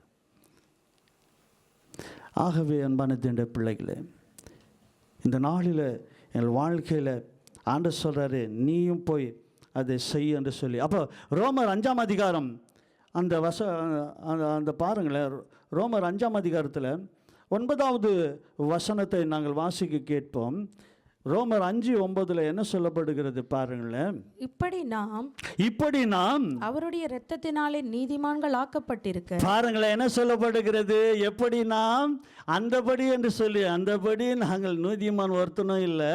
இப்படி நாங்கள் எப்படி, இப்போ இந்த நீங்கள் உங்களுக்கு விளங்குதா அன்பான தேண்ட பிள்ளைகளை? இந்த அருமையான காரியத்தை தேவன் ஆவியானவரால் எங்களுக்கு கற்றுக் கொடுக்கிறார். நாங்கள் எத்தனை பேர், இது நான் சொல்கிறேன், அநேக ஆயிரங்களுக்கு நான் கட்டாயம் நான் சொல்ல முடியும் அன்பான தேவனுடைய பிள்ளைகளை, இது போய் சேரணும். இந்த காரியங்கள் ஆண்டவர் அப்படியான ஒரு காரியத்தை இந்த வேதத்தில் வைத்திருக்கிறார். அப்போ பாருங்கள், இந்த வசனம் என்ன சொல்லுது, நீ அவங்ககிட்ட போய் கற்றுக்கொள்ள, அப்படியே செய்ய என்று சொல்லி. வாசிமா அந்த 5:9. இப்படி நாம் அவருடைய இரத்தத்தினாலே இப்படியாக இயேசு கிறிஸ்துவின் இரத்தத்தினாலே நீதிமான்கள் ஆக்கப்பட்டிருக்க கோபாக்கினைக்கு நீங்களாக்கி அவராலே நாம் ரட்சிக்கப்படுவது, அவராலே நாங்கள் ரட்சிக்கப்படுவது அதிக நிச்சயம் அல்லவா? அல்லேலூயா. அப்ப பாருங்களேன், நாங்கள் கோபாக்கினைக்கு தப்பித்து கொள்ள வேண்டுமா? அப்ப இந்த ரட்சிப்பு என்பது ஏதோ ஒரு நாள் நடந்து அதோடு முடிவது அல்ல. அது துவக்கம். நாங்கள் ரட்சிக்கப்பட்டோம், ஆண்டவருடைய அந்த இரத்தத்தால் கழுவப்பட்ட ஞானஸ்தானம் எடுத்து ரட்சிக்கப்பட்டோம். அது துவக்கம். எப்போ நடந்து கொண்டு இருக்கிறது என்னுடைய ரட்சிப்பு. இது வருங்காலத்திலும் கடைசி மட்டும் அந்த ரட்சிப்பு எங்கள் வாழ்க்கையில் கடந்து வர வேண்டும். ஆகவே நாங்கள் அழிந்து போகாதபடிக்கு, கோபாக்கினையில் நாங்கள் மூழ்கி போகாதபடிக்கு. இப்போ இந்த இடத்துல பாருங்களேன், அந்த 2 பேரும் ஆண்டவருக்கு ஏற்றதை செய்தார்களா? இல்லவே இல்லை. ஆனால் அவங்களை என்ன பண்ணி கொண்டாங்க? தங்களை நீதிமானாய் காட்டி கொண்டாங்க. நாங்கள் நீதிமான் என்று சொல்லி. அன்பான தேவனுடைய பிள்ளைகளே, இந்த காரியத்தை நாங்கள் பார்க்கும் பொழுது மீண்டும் அந்த 5:9 வாசிமா. ரோமர் 5:9 வாசிங்க. இப்படி நாம் அவருடைய இரத்தத்தினாலே நீதிமான்கள் ஆக்கப்பட்டிருக்க கோபாக்கினைக்கு நீங்களாக அவராலே நாம் ரட்சிக்கப்படுவது, அவராலே நாங்கள் ரட்சிக்கப்படுவது அதிக நிச்சயம் அல்லவா? அதனால தான் நாங்கள் ஒவ்வொரு நாளும் இந்த ரட்சிப்புக்குள்ள கடந்து போகணும். பைபிள் தெளிவாக சொல்லுது. மத்திய 24 நீங்க வாசித்து பாருங்க. கடைசி மட்டும் நிலைத்து இருக்கிறவனே என்னது ரட்சிக்கப்படுவான். பார்த்தீங்களா? கடைசி மட்டும். அதுதான் நான் சொல்றேன். ஒருத்தன் கற்றாயிட்டு எல்லாம் எனக்கு தெரியும் யாரும் சொல்ல முடியாது. அவன் கடைசி மட்டும் தன் ஆவியை ஆண்டவரிடத்தில் கொடுக்கும் மட்டும் அவன் கற்றுக்கொள்ள வேண்டும். அதுதான் பைபிள் சொல்லுது. ஆகவே இதிலிருந்து நாங்கள் பாடம் கற்றுக்கொள்கிறோம். அவன் மனதுருக்கமாக இருந்தானாம், இரக்கமாக இருந்தானாம். அவன் தன் பணத்தை எல்லாம் அவனுக்கு செலவழித்தான் என்று அவன் வாகனத்தில். பாருங்களேன், இந்த காரியங்களே நாங்கள் செய்கிறோமா? அத்தனை காரியங்களை நாங்கள் செய்கிறோமா? ஆண்டவருக்காக நாங்கள் ஒருவேளை நாங்கள் செய்யலாம். நாங்கள் சில காரியங்கள் செய்கிறோம் என்று சொல்லலாம். அது கட்டாயத்துக்காக இல்லை, அவங்க சொல்றதுனால இல்லை, இவங்க கேட்கறதுனால அல்ல. அன்பானவர்களே, உன் உள்ளத்தில் அப்படியாய் கர்த்தருடைய அந்த மனதுருக்கம், அந்த ஆண்டோடைய சுபாவம் வரணும். இந்த சுபாவம் வரலன்னாக்கா நீ எத்தனை பெரிய காரியங்கள். இன்றைக்கு நான் பார்த்தேன் வாலிப கூட்டத்தில் இந்த சில வசனங்கள் எல்லாம் சொல்லிக்கொண்டு அப்போ அந்த இடத்துல எல்லாம் வீணன்மானவர்களே. அன்பு ஒன்று தான் நிலைக்கும். கர்த்தருடைய அந்த மனதுருக்கம் எங்களுக்குள்ளே இருக்கணும். அதுதான் உங்கள் வாழ்க்கையில், எங்கள் வாழ்க்கையில் கர்த்தர் உங்களை ஆசீர்வதிக்க முடியும். உன்னை நீதிமானாய் அந்த ரட்சிப்புக்குள்ளே நடத்த முடியும். வாசிங்க பாருங்களேன். அப்படி என்று சொன்னால் ஒருவருக்கொருவர் நாங்கள் எப்படி இருக்க வேண்டுமா? ரோமருக்கு எழுதின நிருபம் 3வது அதிகாரத்தில் 13வது வசனத்தை வாசிங்க. எபிரியருக்கு எழுதின நிருபம் 3:13 வாசிக்கிறார்கள். வாசிக்க கேட்போம். அவர்கள் தொண்டை திறக்கப்பட்ட பிரேதக்குழி, ஏ, தங்கள் நாவுகளால் வஞ்சனை செய்கிறார்கள். தங்கள் நாவுகளினாலே என்ன செய்யறாங்களா? வஞ்சனை தயவு செய்து வசனத்தை பாருங்க, அந்த வசனம் பாருங்க. நான் பக்கம் சொல்றேன், அந்த பக்கம் நீங்க எடுத்து வாசிங்க. நீங்க வாசிக்கணும். எபிரியர் 3வது அதிகாரத்தில் 13வது வசனத்தை மகள் வாசிக்கிறாங்க. வாசிமா மகளே, வாசிங்க. அவர்கள் தொண்டை திறக்கப்பட்ட பிரேதக்குழி, அவங்களுடைய வாய் வந்து பிரேத குழியா இருக்கிறது. தங்கள் நாவுகளால் வஞ்சனை செய்கிறார்கள். அவங்க நாவுகளினால என்ன செய்யறாங்களாம்? வஞ்சனை செய்கிறார்கள். வஞ்சனை செய்யலாமா? இல்லை. தேவ பிள்ளைகள், அது செயலாகாது. உன் நாவு ஆண்டவர் எதுக்காக கொடுத்தார்? கொஞ்சம் யோசித்து பாருங்க. ஊமையா இருக்கிறாங்களே, அவங்கள போய் கேட்டு பாருங்க, அவங்க உள்ளம் எப்படி இருக்கும். ஆனால் உனக்கு எனக்கு நல்ல குரல் கொடுத்திருக்கிறாரு. கர்த்தரை மகிமைப்படுத்துகிறோமா? இல்லை.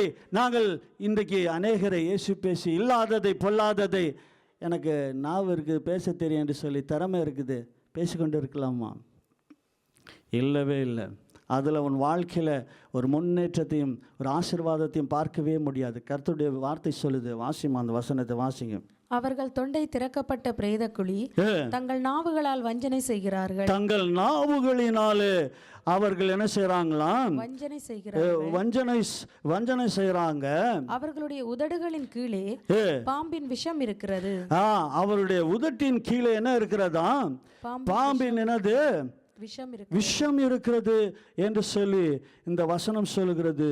ஆகவே அன்பான தேவனுடைய பிள்ளைகளே, என்னுடைய வாழ்க்கையில் இன்றைக்கு ஒருவருக்கு ஒருவர் இந்த நாளிலே அப்படியான காரியங்களிலே நாங்கள் போகாதபடிக்கு கர்த்தருடைய காரியத்தில் நாங்கள் இன்றைக்கு எங்களை வாயை, எங்களுடைய நாவை ஆண்டவரே நாங்கள் ஒப்பு கொடுக்கிறோம் என்று சொல்லி இன்னொரு காரியத்தை பாருங்களேன். அதில் நீங்கள் வாசிங்க.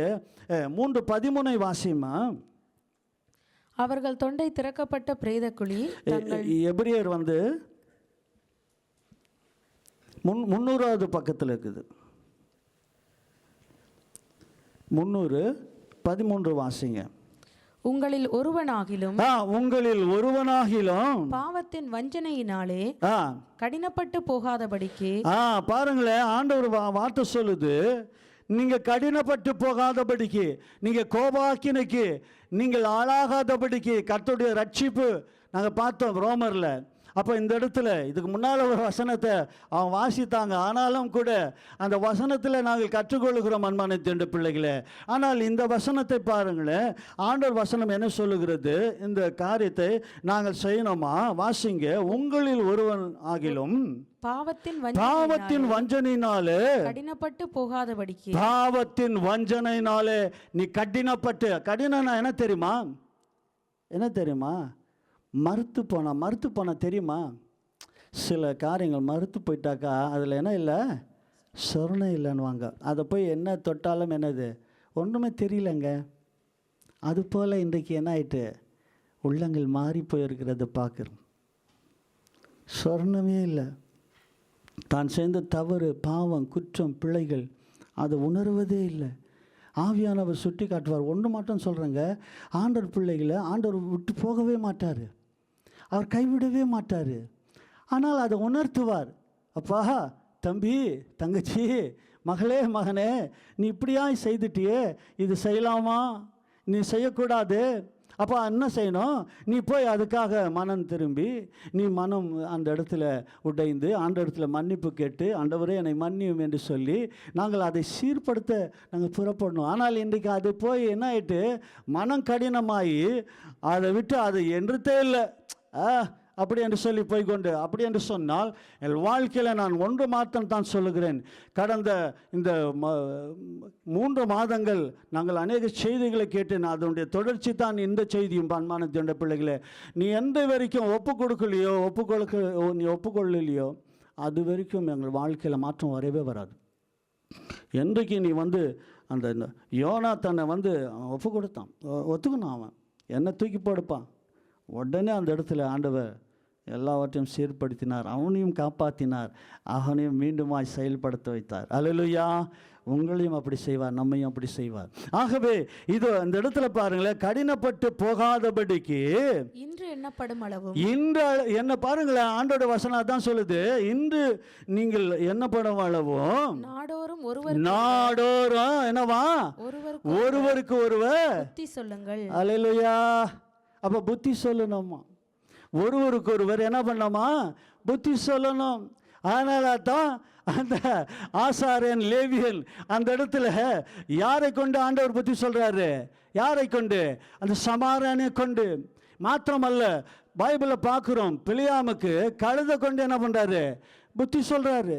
மிருகம் வந்து அவனுக்கு பாடம் கற்பிக்கிறது, அவனும் அதை கேட்குறான். பார்த்தீங்களா? யோசித்து பாருங்க அன்பான தேவனுடைய பிள்ளைகளை.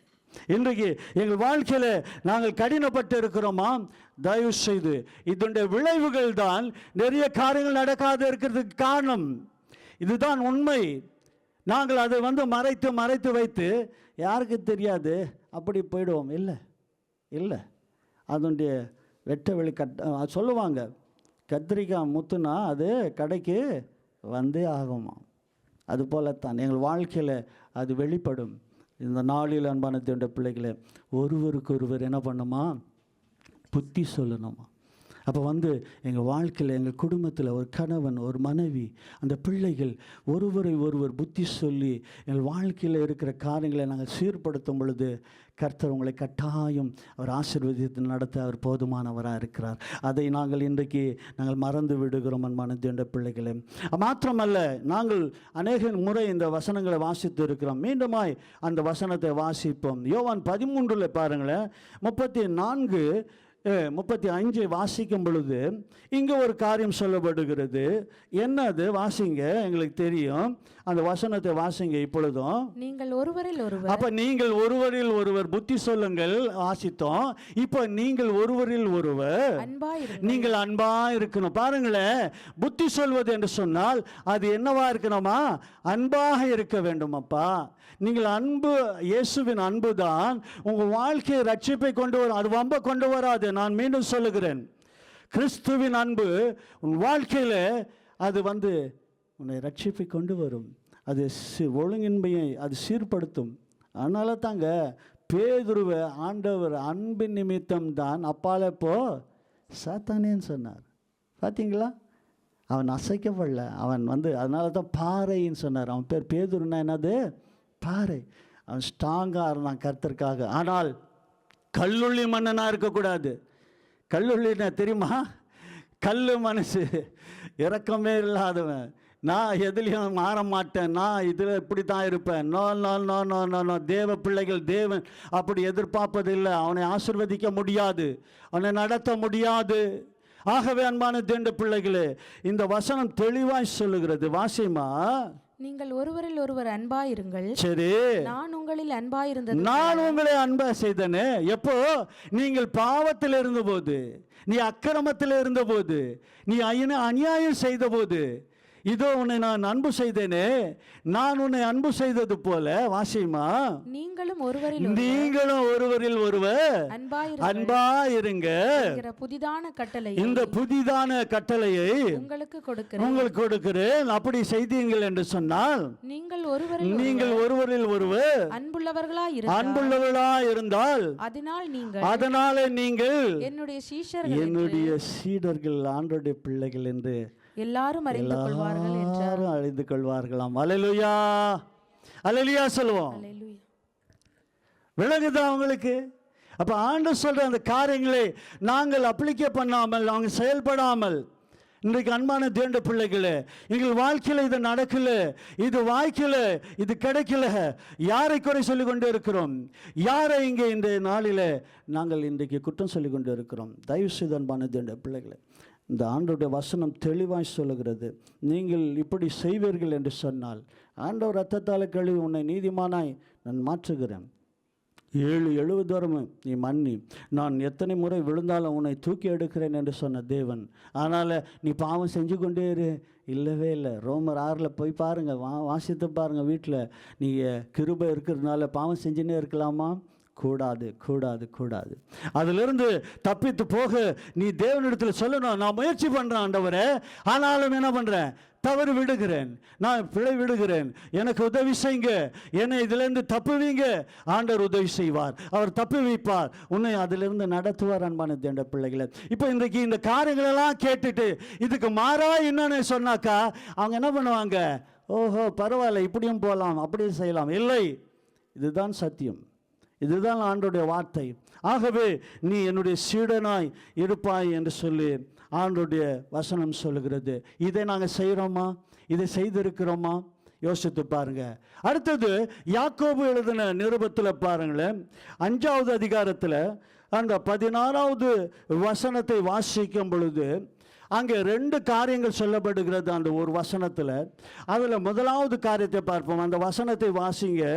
யாக்கோபு 5வது அதிகாரத்தில்மா 16வது வசனத்தை வாசிக்கிறார்கள். என்னது வாசிக்க கேட்போமா? உங்களில் ஒருவன் வியாதிப்பட்டால் அவன் சபையின் மூப்பர்களை வரவழைப்பானாக, அவர்கள் கர்த்தருடைய நாமத்தினாலே அவனுக்கு எண்ணெய் பூசி அவனுக்காக ஜெபம் பண்ண கடவர்கள். 16 வாசிக்கிறீங்களாமா? நீங்கள் சொஸ்தமடையும்படிக்கு 16வது வசனத்தை வாசிக்கிறார்கள். நீங்கள் சொஸ்தமடையும்படிக்கு உங்கள் குற்றங்களை. முதலாவது பாருங்களேன், ஆண்டவர் சொல்றாரு நீ சுகமடைய வேண்டும். நீ சொல்றல இந்த இக்கட்டு, இந்த காரியங்கள், ஏன் கடன் தொல்லை, ஏன் இந்த சமாதானம் இல்லை, ஏன் இந்த வஞ்சனை, இந்த பகை, இந்த குடும்பங்கள் என்னை எதிர்க்குது, நிறைய சொல்லலாம். எங்களுக்குள்ள ஒரு மனிதனுக்குள்ள அநேக போராட்டங்கள், அவங்க காரியங்களை சொல்லலாம். ஆனால் இந்த காரியங்கள் நீ அப்படியாய் கடந்து போகிறதுக்கு காரணம் என்ன? ஆண்டவர் சொல்றாரு அந்த இடத்துல, நீங்கள் குணமாகும்படிக்கு, நீங்க சொஸ்தமடையும்படிக்கு முதலாவது நீங்க என்ன செய்யணுமா? உங்கள் குற்றங்கள் ஒருவருக்கு ஒருவர் என்ன பண்ணணுமா? போதும். அடுத்தது பார்ப்போம், அது கீழே இருக்குது. ஆனால் ஆண்டவர் இப்ப என்ன சொல்றாரு, உங்க குற்றங்களை நீங்கள் என்ன பண்ணலாமா? ஒருவருக்கு ஒருவர் என்ன பண்ணலாமா?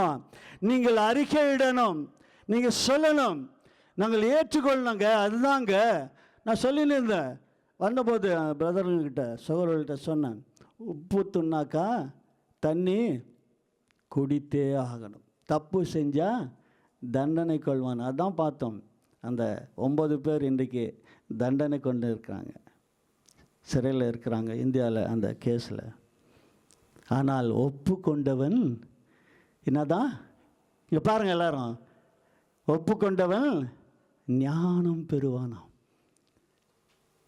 அது உலக சொல். ஆனால் பைபிள் சொல்லுகிறது, தன் பாவங்களை மறைக்கிறவன் வாழ்வடை மாட்டான், அதை அறிக்கை செய்து விட்டு விடுகிறவனே இரக்கம் பெறுவான். அல்லேலூயா சொல்லுங்க, அல்லேலூயா. அப்போ எங்கள் வாழ்க்கையில் ஆண்டவரே இன்றைக்கு நாங்கள் அறிக்கையிடனாங்க. ஒருவேளை கணவன் மனைவிக்குள்ள ஏதோ ஒரு காரியம் என்று சொன்னால் எடுத்தோன்னே நாங்கள் வந்து என்ன பண்ணுறோம், ஒரு சாராராய் நாங்கள் குற்றத்தை சுமத்துகிறதை பார்க்கிறோம். இல்லை, நீங்கள் அறிக்கையிடணும், நீங்கள் ஏற்றுக்கொள்ளணும். நீங்கள் அதுக்கு உங்களுக்கு நாங்கள் அநேக காரியங்களை சொல்லியிருக்கிறோம். அநேக காரியங்களை இப்படியா ஒரு குடும்பம் எப்படி இருக்கணும், கணவன் மனைவி பிள்ளைகள், அவங்க வாழ்க்கையில் சில பிள்ளைகள் வரும்போது அவங்களை தாழ்த்துவது, அவங்க காரியங்களை எல்லாம் நாங்கள் பார்த்துருக்கிறோம். இன்றைக்கு பைபிள் சொல்லுது, அந்த வசனம் சொல்லுகிறது, நீ அறிக்கையிடப்பா, நீ சொல்லணும். இல்லை ஆமாம் நான் இதை தெரியாமல் செய்துட்டேன், இல்லை தெரிஞ்சு நான் இதை செய்துட்டேன், என்னை மன்னிச்சிடுங்க. அது யாராக இருக்கலாம், யாருடையதாக இருக்கலாம். இவைகள் செய்யாமல் இருக்கும் பொழுது நீ நீதிமான் என்று எப்படி சொல்லலாம்? அதனால தான் இயேசு சொன்னார், நீங்கள் 3 பேர் இல்லை, யார் நீயே முடிவு பண்ணு. அப்போ இன்றைக்கு எங்கள் வாழ்க்கையில் நாங்கள் இந்த காரியங்களை கற்றுக்கொள்ள ஆண்டவர் வந்து எங்களுக்கு ஒரு சந்தர்ப்பத்தை கொடுக்குறோம். இதுக்கு பாருங்களேன், யோவான் 20ஆம் அதிகாரத்தில், யோவான் 20ஆம் அதிகாரத்தில் ஒரு காரியம் சொல்லப்படுகிறது. 23வது வசனத்தை வாசிக்கிறார்கள், வாசிக்க கேட்போம் சீக்கிரமாய். யோவான் 20 23வது வசனத்தை வாசிமா. எவர்களுடைய பாவங்களை எவர்களுடைய பாவங்களை மன்னிக்கிறீர்களோ. அப்ப பாருங்கள், ஆண்டவர் சொல்றாரு நீங்க அறிக்கையிடணும் என்று சொல்லி. அப்ப அந்த காரியங்களில நாங்கள் இன்னுமாய் இதோ எவருடைய, ஒருவேளை நாங்கள் பாவம் செய்யலைங்க, நான் தவறு செய்யலைங்க, நான் பிளவிடலைங்க, என்னுடைய குற்றம் இல்லைங்க, நல்லது. ஆனால் ஆண்டவர் சொல்றாரு நீ அப்படியாக அந்த சகோதரனை நீ மனசுல நீ வஞ்சனையோ குரோதமோ வைராக்கியம் நீ அவங்களுக்குள்ள பகை வைப்பாய் என்று சொன்னால் உன்னை கர்த்தர் எப்படி ஆசீர்வதிக்க முடியும்? நீ கர்த்தருடைய பிள்ளையா எப்படி இருக்க முடியும்? அதனால தான் ஆண்டவர் சொல்றாரு நீ அறிக்கையிடு என்று சொன்ன அந்த ஆண்டவர் சொல்றாரு. வாசிங்க மீண்டும் அந்த வசனத்தை.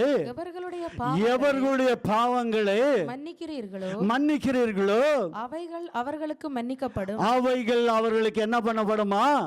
மன்னிக்கப்படும்.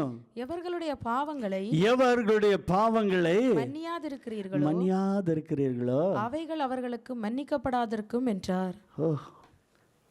விளங்குதா? அப்ப அது என்ன பண்ண முடியாதான்? மன்னிக்க முடியாதான். அப்ப நீங்க என்ன பண்ணலாமா? அந்த காரியங்களுக்கு ஒப்பு கொடுத்து ஆண்டவரே என்று சொல்லி நீங்கள் அதுல நீங்க போய் அந்த இடத்துல யார் என்று சொல்லி இன்றைக்கு இன்னொரு காரியம் நானா நீயா இல்லை, யார் முந்திக் கொள்ள வேண்டும்? தேவ பிள்ளைகள். அதுதாங்க கடைசியாக பார்த்து ஜெபம் பண்ண போகிறோம். அது வசனத்துக்கூடாக நான் காட்டி கொடுக்கிறேன். அப்போ நாங்கள் என்ன செய்யணும்? நாங்கள் தான் முந்திக் கொள்ளணுங்க. நான் தான் இன்றைக்கு ஆண்டவரே, நாங்கள் இன்றைக்கு எந்த காரியத்தில் இல்லை அவங்க வரட்டங்க, இல்லை அவங்க தான் இந்த காரியங்களை செய்தது இல்லை. ஆண்டோடைய வசனம் தெளிவாய் சொல்லுகிறது நீ அறிக்கையிட்டு நீ இதோ மனம் திரும்ப என்று ஆண்டவர் சொல்றாரு. அப்போ அதுக்கு முதலாவது நீங்கள் இன்றைக்கு ஒருவருடைய ஒவ்வொரு பாவங்களை நீ மன்னிக்க வேண்டும் என்று சொல்லி இப்படியாய் மன்னிக்காமல் போகும் பொழுது அன்பான தேவனுடைய பிள்ளைகளே எங்கள் வாழ்க்கையில் ஆண்டோடைய ஆசீர்வாதம் வராது. எங்களுக்குள்ள அப்படியாக என்ன வரும் தெரியுமா? நான் ஒரு காரியத்தை சொல்கிறேங்க, உண்மையில் என் வாழ்க்கையில் நடந்தது. அப்போ நான் சபையில் நாங்கள் நற்செய்தி குழுவாக ஊழியம் செய்து கொண்டே இருந்தோம். அப்போது எனக்கு ஒருத்தர் எதிராக ஒரு காரியம் செய்துட்டு, ஆனால் அன்பான தேவனுடைய பிள்ளைகளை என்னை அறியாமல் எனக்குள்ள ஒரு காரியம் ஏன் இது நடந்தது, நான் ஒரு பிள்ளை விடலை, ஏன் எனக்கு என்று சொல்லி பாருங்களேன். நான் அந்த மனுஷனை கோபமாக கூட நான் பேசுகிறேன், எல்லாம் செய்கிறேன்.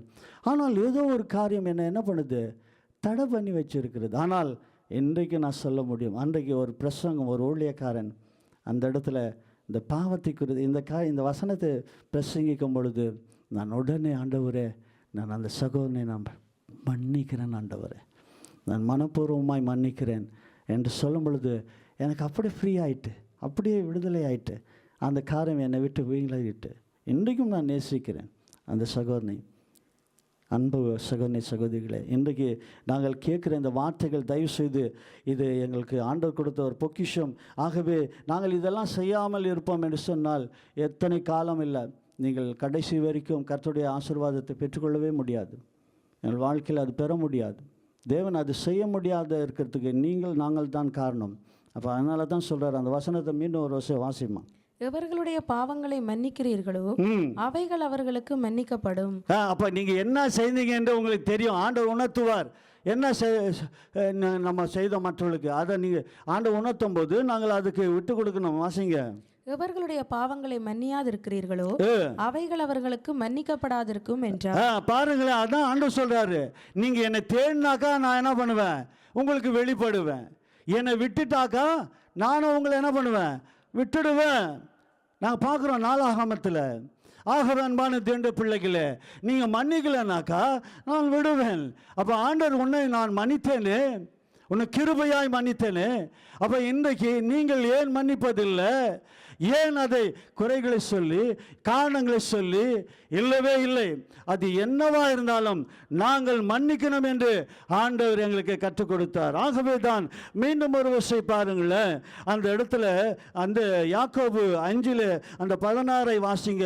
பாதி நாங்கள் வாசித்தோம். நீங்கள் சொஸ்தமடையும்படிக்கு உங்கள் குற்றங்களை ஒருவருக்கு ஒருவர் அறிக்கை இடு என்று சொல்லி அப்புறமா என்ன சொல்லப்படுகிறது பாருங்களேன். ஒருவருக்காக ஒருவர் ஜெபம் பண்ணுங்க. பாருங்களேன் என்ன சொல்லுது, ஒருவருக்காக ஒருவர் என்ன பண்ணோமா, ஜெபம் பண்ணோம். எப்படிங்க, இந்த குற்றம் செய்தான், எனக்கு பிழை செய்தான், என்னை பழி வாங்கினான், அவனுக்கு எப்படிங்க ஜெபம் பண்ண முடியும்? ஆண்டவர் சொன்னாரு, உன்னை சபிக்கிறவளே ஆசீர்வதி, இந்த நிந்திக்கிறவளுக்காக ஜெபம் பண்ணு. இன்றைக்கு நாங்கள் செய்கிறோமா? நாங்கள் அதை நடைமுறையில் நாங்கள் கொண்டு வருகிறோமா? இல்லை இல்லை இல்லை இல்லை அன்பானது என்ற பிள்ளைகளை, இன்றைக்கு இதோ அநேக காரியங்களுக்கு தடையாக இருக்கிறது இந்த காரியங்கள் தான். அப்போது ஆண்டவருடைய வசனம் சொல்லுகிறது, நீங்கள் ஜெபம் பண்ணுங்கள். வாசிங்க. நீதிமான் செய்யும் அப்போ பாருங்களேன், இப்போ தான் என்ன சொல்லுது, நீதிமான் இரத்தத்தால் கழுவப்பட்ட இயேசுவின் இரத்தத்தால் மீட்கப்பட்ட தேவ பிள்ளைகளே, இதோ அவன் செய்கிற ஊக்கமான ஜெபம் மிகவும் மிகவும் அது என்னவா இருக்குமா, பலனுள்ளதா இருக்குமா. அல்லேலூயா சொல்லுவோம். அல்லேலூயா. விலகிட்டா நீங்க மன்னிக்கலனாக்கா உன் பாவங்களை ஆண்டவர் மன்னித்தாரு. எப்போ உனக்கு இதோ இந்த நாளில் ஆசீர்வாதம் வரும். இதுதான் தடை பண்ணி கொண்டு இருக்கிறது. தேவன் எப்பொழுதும் உன்னை ஆசீர்வதிக்க சித்தமாக இருந்தான், அவர் ஆசீர்வதித்து விட்டார். ஆனால் அதை நாங்கள் தான் பெற்றுக்கொள்ளாத இதோ இந்த காரியங்களை தடை பண்ணி கொண்டு இருக்கிறோம். ஆகவே அன்பான தேவ பிள்ளைகளே, இதோ இந்த வேளையில் ஊக்கமான ஜெபம் பிணியாளியை அது குணமாக்கும் என்று சொல்லி ஆண்டவருடைய வசனம் சொல்கிறது. எப்பொழுது நாங்கள் இதோ அந்த இடத்துல இயேசுவை நாங்கள் வெளிப்படுத்தும் போது, இயேசுவை அன்பு செய்கிறோம் என்று சொல்லி நாங்கள் அந்த அன்பை வெளிப்படுத்தணும். அன்பான தேவ பிள்ளைகளை சொல்லி கொண்டு இருப்பதல்ல, வெளிப்படுத்தணும். அன்னை தெரேசா அதை தான் செய்தாங்க. அவன் அந்த ஏழைக்காக, அந்த பிள்ளைகளுக்காக அவன் போய் அந்த பணக்காரன் இடத்துல அவன் காரி உமிழ்ந்தான், எச்சி உமிழ்ந்தான் கரத்தில். அப்போ அவங்க பாருங்களேன், அந்த இடத்துல சகித்து கொண்டார்கள். அதை துடைத்து விட்டு மீண்டும் அவன் எண்ணினானாம், அவங்க போயிடுவாங்க இந்த அவமானத்தை எண்ணி என்று சொல்லி. இல்லை, இயேசுவை அங்கே அவங்க வெளிப்படுத்தினாங்க. அவங்க துடைச்சிட்டு, இது எனக்கு கொடுத்தீங்க நல்லது, ஆனால் அந்த ஏழு பிள்ளைகளுக்கு நீங்கள் எதாகிலும் கொடுங்கள். அவன் உள்ளம் உடைந்தாங்க. அவன் அப்புறமா இயேசுவை ஏற்றுக்கொண்டான். இதுதான் மாற்றத்தை கொண்டு வரும். இந்த காரியம் தான் மாற்றத்தை கொண்டு வரும். இது இல்லாமல் எத்தனை பிரசங்கங்கள், எத்தனை காரியங்கள், சத்தியங்கள் உங்களுக்கு சொல்லியும் நீங்கள் மாறவே முடியாது. தெரியுமா? ஏன் தெரியுமா? உன் உள்ளம் கடினமாக இருக்குது. நீ நினச்சின்னு இருக்கிற நம்ம ஏமாற்றலாம், மனுஷனை ஏமாற்றலாம், மனைவியை ஏமாற்றலாம், கணவனை, பிள்ளைகளை, சபையில். கர்த்தரை ஏமாற்றவே முடியாது. நாள் ஒன்று வரும், அன்றைக்கு அவமானமாய் போகும், அன்றைக்கு எங்களுடைய வாழ்க்கை தலை குனிந்து போகும். அன்பான தேவனுடைய பிள்ளைகளே, அதனால தான் தாவீது சொல்கிறார், என் தலையை உயர்த்தினீர். அவர் தலை குனியை ஒருபோதும் விடலை. எப்போ தெரியுமா? தாவீது செய்த தவறை என்ன பண்ணான்? ஒற்றுக்கொண்டான், அறிக்கையிட்டான். அவன் அறிக்கையிட்டான். தேவ பிள்ளைகளை, நான் ஒன்று சொல்லிட்டோம், இதெல்லாம் நான் ப்ரிப்பேர் பண்ணின்னு வருவே இல்லை. நான் மீண்டும் சொல்கிறேன், ஆண்டவர் சொல்கிறாரு, எனக்கும் தான் இது சொல்லுகிற எனக்கும் சரி உங்களுக்கும் சரி கர்த்தர் எங்களோடு பேசுவார் சொல்கிறாரு. அப்போ தாவீதை உயர்த்தினாராம். அவன் தலை குனிப்பு விடவே இல்லை. உன்னையும் ஆண்டவர் தலை நிமிர செய்வார். எப்பொழுது நீ அறிக்கை செய்து ஆண்டவருடைய வார்த்தைக்கு நீ ஒப்பு கொடுக்கும்போது, அந்த நீதிமான் என்று சொல்லி நீ சொல்லுகிறாயே, அந்த இரத்தத்தால் கழுவப்பட்ட ஆண்டவருடைய பிள்ளைகள்கிட்ட எந்தெந்த குணாதிசயங்கள் இருக்கணும் என்று சொல்லி ஆண்டவருடைய வசனம் சொல்கிறது. இன்னும் 2 காரியங்களை நாங்கள் பார்த்து ஜெபிக்க போகிறோம். மாத்திரமல்ல, எபேசியருக்கு எழுதின நிருபம் 4வது அதிகாரத்தில் 32வது வசனத்தை வாசிக்கும் பொழுது வேத வசனம் என்ன சொல்லுகிறது? எடுத்து வாசிங்கள். எபேசியர் 4:32 வாசிக்கும் பொழுது, 4வது அதிகாரம் 32வது வசனத்தை வாசிக்கும் பொழுது வேத வசனம் என்ன சொல்லுகிறது? வாசிங்க. ஒருவருக்கொருவர். இந்த இடத்துலையும் பாருங்களேன், 2 காரியங்கள் சொல்லுகிறது இந்த வசனத்தில். 2 இங்க பாருங்க, தயவு செய்து வாலிப பிள்ளைகளே நீங்க கேட்கணும். இன்றைக்கு இந்த சபையில் ஒரு காரியங்களுக்குள்ள போகணும் என்று சொன்னால் நீங்க கேட்டுட்டு போகிறது அல்ல. நான் ஒன்று மாற்றம் சொல்றேங்க, நாங்கள் அநேக தியாகத்தோடு பிரயாசங்களை செய்து ஆண்டோடைய காரியங்களை நிறைவேற்றும் பொழுது அதை ஏதோ கேட்டுட்டு அன்றைக்கு ஒரு ஹோட்டலில் போய் சாப்பிட்டுட்டு அப்படி அல்ல. அதனுடைய பலன் வரணும். அதுக்காகத்தான் பிரயாசப்படுகிறோம். அதனால தான் இந்த காரியங்களை தேவன் இன்றைக்கு தருகிறார் எங்களுக்கு. தயவு செய்து அன்பான தேண்ட பிள்ளைகளே, இதை நாங்கள் இந்த நாளில் பயன்படுத்திக் கொள்ளணும். ஆகவே வசனம் சொல்லுகிறது, வாசிமா, இதுல 2 காரியங்கள் சொல்லப்படுகிறது. வாசிங்க. ஒருவருக்கு ஒருவர் தயவாயும் மன உருக்கமாயும். பாருங்கள், என்னவா இருக்கணுமா? தயவா இருக்கணும். தயவு. அப்புறமா மன உருக்கமா இருக்கணும். மனம் இறங்கணும். அதனால தான் இயேசு அந்த ஜனங்களை பார்த்து மனதுருகினாராம். யோவான் 14 மத்திய 14 பார்த்து அந்த ஜனங்களை பார்த்து மனதுருகினாராம், கண்ணீர் விட்டாராம் ஜனங்களை பார்த்து. இன்றைக்கு எங்களுக்குள்ளே இப்படிப்பட்ட காரியம் இருக்கிறதா? இந்த காரியங்கள் இருக்கும் என்று சொன்னால் கர்த்தருடைய காரியங்கள் அந்த இடத்துல வெளிப்படுமே. அப்போ இன்றைக்கு இல்லாததுக்கு காரணம் இல்லை. இதை நாங்கள் செய்கிறோமா? ஒருவருக்கு ஒருவர் என்ன பண்ணோம்? தயவு. அதனால தாங்க கர்த்தர் குடும்பங்களை பாருங்களேன் ஏன் உருவாக்கினார், ஏன் அதை ஆண்டவர் அந்த குடும்பத்தை கணவன் மனைவி அந்த அவங்க கரத்தில் அந்த குடும்பத்தை ஒப்பு கொடுத்தாரு. ஒருவருக்கு ஒருவர் நாங்கள் அந்த குடும்பத்தை கிறிஸ்துவுக்குள்ளே கட்டி எழுப்பணும், அவங்க நடத்தணும், நாங்கள் மனதுருக்கமாக இருக்கணும், தயவாக இருக்கணும். நிறைய பேர் பாருங்களேன், கேட்டு பாருங்கள், எப்படிங்க அவங்க வீட்டுக்காரு, ஐயோ அந்த மனுஷனாங்க முன்னெல்லாம் இருந்தாருங்க, துவக்கத்தில் இருந்தாருங்க, ரொம்ப அன்பாக இருந்தாங்க, அப்படி தான் சொல்கிறோம். அப்படி அல்ல. அதே நேரத்தில் மனைவி குறித்து பாருங்களேன், கணவனை கேட்கும் பொழுது ஐயோ அது கீழ்ப்படுத்தே இல்லை, என் பேச்சை கேட்குறதே இல்லை. இது உண்மை அன்பான தேண்ட பிள்ளைகளை நான் சொல்லுகிறேன், எனக்கு தெரிஞ்சது அல்ல, இதுதான் உலகத்தில் நடக்கிற காரியங்கள். தெய்வ பிள்ளைகளுக்குள்ள இந்த காரியங்கள் இருக்கக்கூடாது. அதுதான் ஆண்டவருடைய வசனம் சொல். தயவாய் எதாக இருந்தாலும் ஒருவர் என்ன பண்ணோம்? மனவிட்டு பேசணும். நாங்கள் அதை செய்கிறோமா? இன்றைக்கு நாங்கள் என்ன சொல்கிறோம்? ஆண்டவரை அறியாதவங்க, இந்த வெள்ளைக்காரரு, கடவுளை அறியாதவங்க, அவங்க கிறிஸ்துவ பேரை வச்சுன்னு இருக்கிறாங்க, ஆலயத்துக்கு போகிறதுல அவங்க. ஆனால் அவங்கக்கிட்ட என்னென்னலாம் இருக்குதுன்னாக்கா அவங்க என்ன பண்ணுறாங்க? அவங்க சாபம் என்ன பண்ணுறாங்க? அதுக்குன்னு ஒரு நேரத்தை உருவாக்கி ஒன்றா கூடி கணவன் மனைவி பிள்ளைகள் அவங்க என்ன பண்ணுறாங்க? டிஸ்கஸ் பண்ணுறாங்களாம், பேசுகிறாங்களாம். அது தேவ பிள்ளைகளுக்குள்ளே இருக்கணும். அதனால் அவங்க எல்லாம் கரெக்டாக அது சொல்ல வரல, ஆனால் அதில் கற்றுக்கொள்கிற பாடம் இல்லை. இன்றைக்கு நாங்கள் அதை செய்கிறோமா? கணவன் மனைவி பிள்ளைகள் இந்த காரியங்களை நாங்கள் செய்து ஆண்டவர் காரியங்களை நாங்கள் நடத்துகிறோமா? இது செய்யாததுனால தான் இன்றைக்கு நிறைய பிள்ளைகள், நிறைய காரியங்கள். இதுதான் உண்மை. அப்போ இந்த காரியங்கள் எங்களுக்குள்ளே வரணும்னு சொன்னால் தயவு, மனதுருக்கம், இதெல்லாம் எப்போ வரும்? ஒருத்தர் விட்டு கொடுக்கும் பொழுது, ஒருத்தர் ஏற்றுக்கொள்ளும் பொழுது, ஒருத்தர் வார்த்தைகளை கேட்டு நடப்பது. அன்பான தேவனுடைய பிள்ளைகளை, இதுதான் எங்கள் வாழ்க்கையில் வெற்றியை, ஆசீர்வாதத்தை ஆண்டவருடைய பிள்ளைகளுக்கு கொண்டு வரும். இது செய்யாமல் நீ போவாய் என்று சொன்னால், எத்தனை காரியங்களை சொல்லியும் நீங்கள் இந்த கேட்டுட்டு நீங்கள் அப்படி போவீங்க என்று சொன்னால், ஒன்று மட்டும் நான் சொல்கிறேன், ஒன்று போகலாம். இன்றைக்கு விதைத்தது அது என்னது? வீணாய் போகவே போகாது. அது என்ன நடக்கும் தெரியுமா? நீ அப்படியாய் போவனா நியாய தீர்ப்பில் ஒரு நாள் ஆண்டவர்கிட்ட நீ கணக்கு கொடுப்பாய். நாங்கள் கணக்கு கொடுக்கணும், கட்டாயம் அது செய்யணும். ஆகவே இன்றைக்கு ஆண்டவரே, எங்கள் வாழ்க்கையில் எங்கள் குடும்பத்தில் இப்பேற்பட்ட காரியங்கள் இருக்கிறது என்று சொன்னால் தயவுசெய்து எங்கள் வாழ்வை ஆண்டவரை நாங்கள் ஒருவருக்கு ஒருவர் நாங்கள் தயவாய் உருக்கமாய் நாங்கள் இருந்து கிறிஸ்துக்குள்ளே நாங்கள் கட்டி எழுப்ப தேவன் எங்களுக்கு உதவி செய்யுங்கப்பா என்று சொல்லி அந்த வசனத்தில் அடுத்தது பாருங்களேன் என்ன சொல்லப்படுகிறது?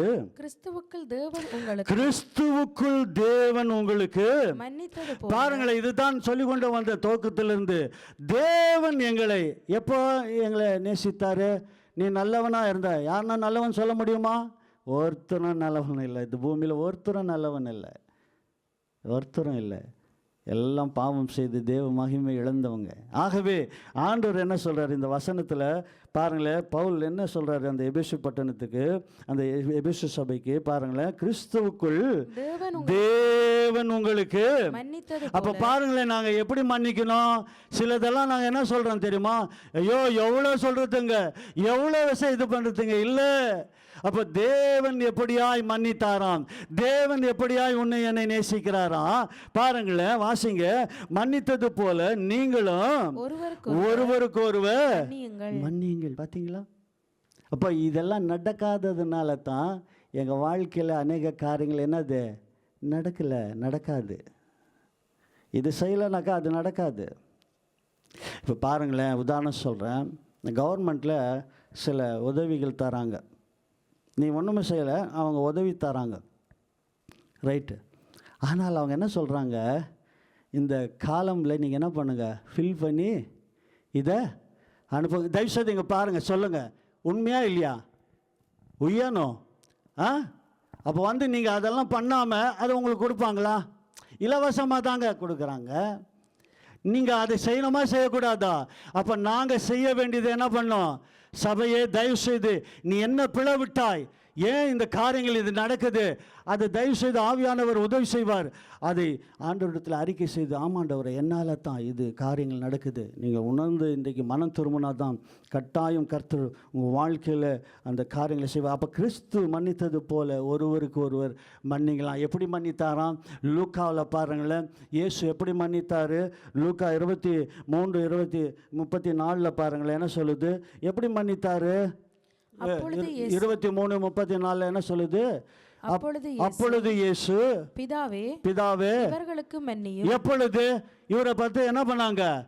காரி உமிழ்ந்தாங்க, கொட்டுனாங்க, ஞான திசையில் சொல்லு, விழாவில் குத்துனாங்க, அவரை இகழ்ந்தாங்க, சிலுவையில் அறைந்தாங்க. இத்தனை ஆண்டவருக்கு எதிராய் செயல்பட்டது. இந்த ஜனங்களை பார்த்து தான் ஆண்டவர் என்ன சொல்றாரு? நாங்கள் இன்றைக்கு என்ன சொல்கிறோம்? இல்லைங்க, நாங்களும் மனுஷன் தானங்க, எவ்வளவு பொறுக்கிறது? இல்லை, தேவன் அன்றைக்கு எவ்வளவாய் பொறுத்தார், அவ்வளவாய் உனக்காக எனக்காக இயேசு அவர் சொன்னார். அந்த இடத்துலேருந்து பார்க்கும் பொழுது குழந்தைகளாய் பார்த்தாராம். அந்த குழந்தை அறியாமல், அவங்க அறியாமலாம் செஞ்சாங்க, தெரிந்து தாங்க செஞ்சாங்க. அவங்களுக்கு தெரியும், குத்துனா வலிக்கும் தெரியும். ஆனால் இன்றைக்கு நாங்கள் இதை உணர்ந்து இந்த நாளில் மனம் திரும்புகிறோமா? இதை அறிந்தும் அநேக நேரங்களில் ஆவியானவர் ஆண்டவர் வசனத்தினால, இதோ செய்தி மூலமாய் வசனத்தால் ஊழியர்கள் அநேக காரியங்களில் அவர் சொல்லும் போதும் நாங்கள் கேட்டு அதற்கு என்னது மனம் கடினமாக இருந்தால் இதுக்கு மருந்து இல்லை. யாரும் தேவனை விடுவிக்க முடியாது, ஆண்டவர் ஒன்றும் செய்ய முடியாது, ஒன்றும் செய்ய முடியாது, விட்டுடுவார். ஆகவே இன்றைக்கு தயவு செய்து இது முக்கியமான ஒரு காரியம் அன்பானவர்களே. அப்போ என்ன சொல்லி ஜெபம் பண்றாரு ஆண்டவர்? என்ன சொல்றாரு? வாசிமா. பிதாவே இவர்களுக்கு மன்னியும். பாருங்களே, அவங்க செய்த அத்தனை காரியங்களும் ஆண்டவர் என்ன பண்ணல, நினைக்கல. வேதம் அநேக காரியங்களை சொல்லுதுங்க. அப்போ பாருங்களேன், சங்கீதம் 103 நீங்கள் போய் பாருங்கங்க. அவர் எப்பவும் கோபம் கொண்டிருக்கிறாராம். உங்களை பாருங்களேன், அவர் உங்கள் பாவங்களுக்கு தக்கதாக என்ன பண்ண மாட்டாராம், தண்டிக்க மாட்டாராம். அவர் பாருங்களேன், கிழக்குக்கு மேற்குக்கு எவ்வளோ தூரமோ அவ்வளோ தூரம் என்னது உன் பாவத்தை அவர் எடுத்து போடுவாராம். இதெல்லாம் எப்போ நீ ஆண்டவரிடத்தில் ஒப்பு கொடுக்கும் போது நீ ஒற்றுக்கொள்ளணும், நீ அக்ரி பண்ணணும். நான் ஆமாண்டவரை தெரியாமல் செஞ்சிட்டேன், இந்த பிள்ளை தான் இந்த காரியங்களுக்குள்ளே நடத்துது, ஆகவே ஆண்டவரே என்னை மன்னியும் என்று சொல்லும் பொழுது ஆகவே கர்த்தர் கட்டாயம் மன்னிப்பார். இயேசு அந்த இடத்துல, பிதாவே இவர்களுக்கு மன்னியும், தாங்கள் செய்கிறது நாங்கள் தெரிந்தே செய்கிறோம். ஆனால் மனம் திரும்பாமல் கடினமாய் இன்றைக்கும் மனம் இரக்கம் இல்லாமல் நாங்கள் இன்றைக்கு ஆண்டவர் பிள்ளையாய் நாங்கள் எப்படி இருக்க முடியும்? வாழ்கிறோம். நாங்கள் என்ன சொல்கிறோம்? நாங்கள் நீதிமான். அப்படியா? இல்லை அன்பான தேவனுடைய பிள்ளைகளை, இயேசு எப்படியாய் உங்களுக்கு மன்னித்தாரோ அப்படி போல இதோ நீங்கள் மன்னிங்கள் என்று சொல்லி ஆண்டவருடைய வசனம் சொல்கிறது. மாத்திரமல்ல, ஓசையாவின் புஸ்தகம் பழைய ஏற்பாடில் இருக்குது. ஓசையாவின் புஸ்தகம் அந்த இடத்துல பாருங்களேன், 14வது அதிகாரத்தில் நிறைய நேரத்தில் நாங்கள் மன்னிச்சிட்டாங்க என்று சொல்லியும் நாங்கள் உள்ளத்தில் வஞ்சனைகளும் நாங்கள் அநேக காரியங்களை வைத்து கொண்டு இருப்பதனால தான் முழு ஆசீர்வாதம் விடுதலை இல்லை. 14:4 வாசிங்க. ஓசையா 14:4 வாசிக்கிறாங்க பாருங்களேன். ஆண்டவர் எப்படியாய் அன்பு கூறுகிறாராம், வாசிங்க. நான் அவர்கள் சீர்கேட்டை அப்ப பாருங்களேன், அவங்க சீர்கேட்டை என்ன பண்றாராம் ஆண்டவர். ஓசையா 14வது அதிகாரத்தில் 4வது வசனத்தில் இப்படியாய் சொல்லுகிறார், அவர்களுடைய சீர்கேடான காரியங்களே. அப்படின்னாக்கா தேவன் அறிந்திருக்கிறார் எங்கள் சீர்கேடான காரியங்கள், எங்கள் குடும்பத்தில் தனிப்பட்ட வாழ்க்கையில் சீர்கேடாக சீராக இருந்ததை நீ சீர்கேடாய் மாற்றியிருக்கிறாய். அதனால தான் பைபிள் என்ன சொல்லுதுன்னா, கோணலை நேராக்குவேன் ஆண்டவர் சொல்றதுக்கு காரணம் என்ன அப்படின்னா, நீ என்ன பண்ணி வச்சிருக்கிற, நேராக இருந்ததை கோணலாய் மாற்றி வச்சிருக்கிற, நீ தான் பண்ணியிருக்கிற, நீ தான் தப்பு செஞ்சிருக்கிற. விளங்குதா? எங்களை பார்த்து ஆண்டோட வசனம் சொல்லுது, நீ தான் அதை செஞ்சுட்டே தெரியாத போல என்னது நீ இருக்கிற. இல்லை, ஆண்டவர் சொல்றாரு, உன் சீர்கேட்டை நான் என்ன பண்ணுவேன்? மாற்றுவேன். வாசிங்க அந்த வசனத்தை. நான் அவர்கள் சீர்கேட்டை நான் அவர்கள் சீர்கேட்டை குணமாக்குவேன். குணமாக்குவேன். பாருங்களேன், ஆண்டவர் அதிலிருந்து உனக்கு குணப்படுத்துவேன். அவர்களை மனப்பூர்வமாய் சிநேகிப்பேன். எப்படியா சொல்லுங்க, மீண்டும் சொல்லுங்க. எப்படியா? மனப்பூர்வமாய். பார்த்தீங்களா? அவர் மனப்பூர்வமாய். நாங்கள் என்ன பண்ணுவோம்? எங்களுக்கு தெரிஞ்சவங்களே வேணுமா மன்னிப்பு போல், அப்புறமா தெரியும் நாங்கள் இல்லை. ஆண்டவர் சொல்கிறாரு, நான் மனப்பூர்வமாய் உங்களை நாங்கள் நேசிப்பேன், உங்களை குணமாக்குவேன், உன்னை மன்னிப்பேன், உங்களை அன்பு செய்வேன் என்று. வாசிமா அந்த வசனத்தை மீண்டுமா. நான் அவர்கள் சீர்கேட்டை குணமாக்குவேன், அவர்களை மனப்பூர்வமாய் சிநேகிப்பேன். என் கோபம் அவர்களை விட்டு நீங்கிற்று. என் கோபம் அவர்களை விட்டு நீங்கிற்று. அல்லேலூயா. அப்போ ஆண்டோடைய கோபம் எங்கள் வாழ்க்கையில் வராதபடிக்கு நாங்கள் இந்த நாளில் எங்களை ஒப்பு கொடுக்க தயாரா? இவ்வளோ காரியங்களை நாங்கள் கேட்டு வந்தோம் அன்பான தேவனுடைய பிள்ளைகளே. ஆகவே இன்றைக்கு எங்கள் வாழ்க்கையில் ஆண்டவருக்கு எங்களை ஒப்பு கொடுக்க நாங்கள் தயாராக இருக்கிறோமா? ஒருவருக்கு ஒருவர் இந்த காரியங்களை நாங்கள் செய்யும் பொழுது எங்கள் வாழ்க்கையில் கர்த்தருடைய ஆசீர்வாதத்தை, விடுதலை நாங்கள் பெற்றுக்கொள்ள முடியும். இன்றைக்கு நிறைய தடைகள் என் வாழ்க்கையில் இருக்கிறது. அதுக்கு காரணம் ஆண்டவர் அல்ல, நாங்களும் நீங்கள் தான். இன்றைக்கு எங்கள் வாழ்க்கையில் ஆண்டவர் சுட்டி காட்டின இத்தனை காரியங்களிலே நாங்கள் எத்தனை காரியங்களை செய்து வருகிறோம், எத்தனை காரியங்களை நாங்கள் இன்றைக்கு கடைபிடிக்கிறோம். யோசித்து பாருங்க. இவையெல்லாம் நீங்கள் செய்யாமல் நீ எத்தனை காலம் நீங்கள் இப்படியாய் கேட்டு நீங்கள் போக போகிறோம்? நாங்கள் எத்தனை காலம் இப்படியா இருக்க போகிறோம்? தயவுசெய்து அன்பான தேவனுடைய பிள்ளைகளே, நாட்கள் பொல்லாததாக இருக்குன்னா காலத்தை பிரயோஜனப்படுத்தினா நாட்கள் வராதுங்க. இந்த நாள் மாத்திரம் என்னது? அநேக பாருங்க, பணம் போனால் கூட வரும். அப்போ பாருங்களேன், ஆனால் நாட்கள் போனாக்கா வரவே வராது. தயவுசெய்து அன்பான தேவனுடைய பிள்ளைகளே, இன்றைக்கு நாங்கள் கடைசியாக ரோமர் 12ஆம் அதிகாரம், நான் அதான் சொன்னேன். யார் இதை தோக்குறது? மன்னிக்கணும், மனதுருக்கமாக இருக்கணும், அன்பாக இருக்கணும். இதெல்லாம் நாங்கள் இன்றைக்கு பார்த்தோம் இல்லையா? ஆண்டவர் சொன்னார், இந்த 3 பேரில் நீயே முடிவு பண்ணுன்னு சொன்னார். இதோ அந்த ஆசாரியனை போல, லேவியனை போல இல்லாமல், இதோ அந்த பரிசேயன் அந்த இடத்துல பாருங்களேன், அந்த இடத்துல மனதுருக்கமாக இருந்தான் என்று நாங்கள் பார்த்தோம். இப்போ இங்கே என்ன சொல்லுகிறது பாருங்களேன், வசனத்தை வாசிங்க. 12:10 வாசிங்க. ரோமர் 12ஆம் அதிகாரம் 10வது வசனத்தை வாசிக்கிறாங்க. சகோதர சிநேகத்திலே ஒருவர் மேல் ஒருவர் பட்சமாயிருங்கள். பாருங்களேன், என்னவா இருக்கணுமா? பட்சமாக இருக்கணுமா? அப்படின்னா என்னது? அவங்க மேலே நாங்கள் இரக்கமாக இருக்கோம், மனதுருக்கமாக இருக்கணும். அவங்களுடைய சூழ்நிலை என்ன, அவங்க காரியங்கள் என்ன, அவங்களுடைய நிலைமை என்ன, இதை நாங்கள் பார்க்கணுமாங்க. தயவுசெய்து அன்பான தேவனுடைய பிள்ளைகளே, நாங்கள் இன்றைக்கு அதை செய்கிறோமா?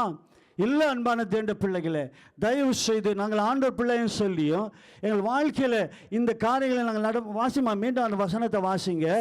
ரோமர் பாருங்களேன் 12:10 என்ன சொல்லுது? சகோதர சிநேகத்திலே ஒருவர் மேல் ஒருவர் பட்சமா இருக்கணும். நாங்கள் பட்சித்து போடக்கூடாது, பகை வைக்கக்கூடாது. அவங்க இப்படி பேசிட்டாங்க, அவங்க அப்படி ஜெபிச்சிட்டாங்க, அவங்க இப்படி பார்த்துட்டாங்க, அவங்க இப்படி நடந்துட்டாங்க. இல்லையா? கிறிஸ்து அப்படி இல்லை. அவர் மன்னித்தார், எல்லாம் செய்தாங்க, ஆனாலும் அவங்களை அன்பு செய்தார், மன்னித்தார், செய்து காட்டினார். இன்றைக்கு எங்கள் வாழ்க்கையில் அதை காட்டும்படிக்காகத்தான் உன்னை என்னை அழைத்திருக்கிறார். ஆகவே அன்பு சகோதர சகோதரிகளே, நாங்கள் பட்சமாக இருக்கணுமா? அவங்களுக்கு பட்சமாக இருக்கணும். அப்புறமா கனம் பண்ணுவதிலே ஒருவருக்கொருவர் முந்திக் கொள்ளுங்கள். ஹலோ, என்னவா? கனம் பண்ணுறதுல செய்கிறோமா? கனம் பண்ணுறோமா? பெரியவங்களை கனம் பண்ணுறோமா? தாய் தகப்பனை கனம் பண்ணுறாங்களா? கொஞ்சம் யோசித்து பாருங்கள் அன்பான தேவனுடைய பிள்ளைகளை. அதில் கனம் பண்ணுங்கன்னு சொல்லிட்டு கனம் பண்ணுறதுல என்ன பண்ணோமா?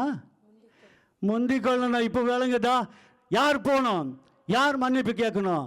இல்லை நீங்கள் நாங்கள் என்று சொல்லி இல்லாமல், நான் போகிறேன் ஆண்டவரே. இதுதான் நான் சொல்கிறேன் அன்பான தேவனுடைய பிள்ளைகளை.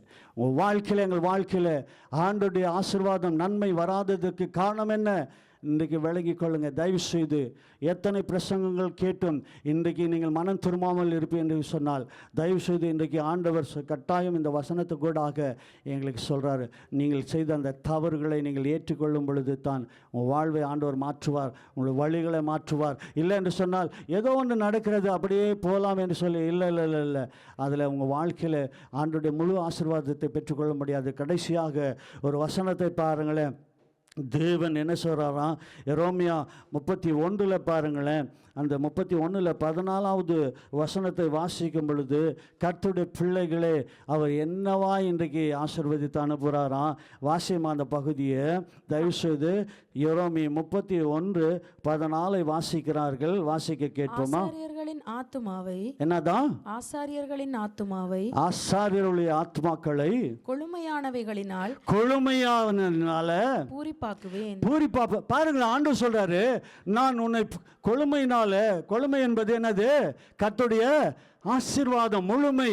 உன்னை நான் ஆசீர்வதிப்பேன், உன் குடும்பத்தை, உன்னுடைய சந்ததியை நான் முழுமையாய், உன்னை சபையை எல்லாவற்றையும் நான் ஆசீர்வதிப்பேன். வாசிமா, என் ஜனங்கள், என் ஜனங்கள். பாருங்கள், ஆண்டவர் சொல்றாரு, என் ஜனங்கள், என்னுடைய பிள்ளைகள், என் இரத்தத்தால் கழுவப்பட்ட, ஓ அன்பு சகோதரி சகோதரியே, உன்னை பார்த்து தான் என்னை பார்த்து ஆண்டவர் சொல்றாரு, என் ஜனங்கள் நான் அளிக்கும் நன்மையினால திருப்தி ஆவார்கள் என்று கர்த்தர் சொல்லுகிறார். கர்த்தர் சொல்லுகிறார். கரங்களை தட்டி, வந்ததுலேருந்து நீங்க அப்படியே இருக்கிறீங்க, கரங்களை தட்டி ஆண்டவர் சொல்றாரு, நான் திருப்தியாய், பாருங்களேன், அறகுறையாய் உங்களை ஆசீர்வதிக்கிற தேவன் அல்ல.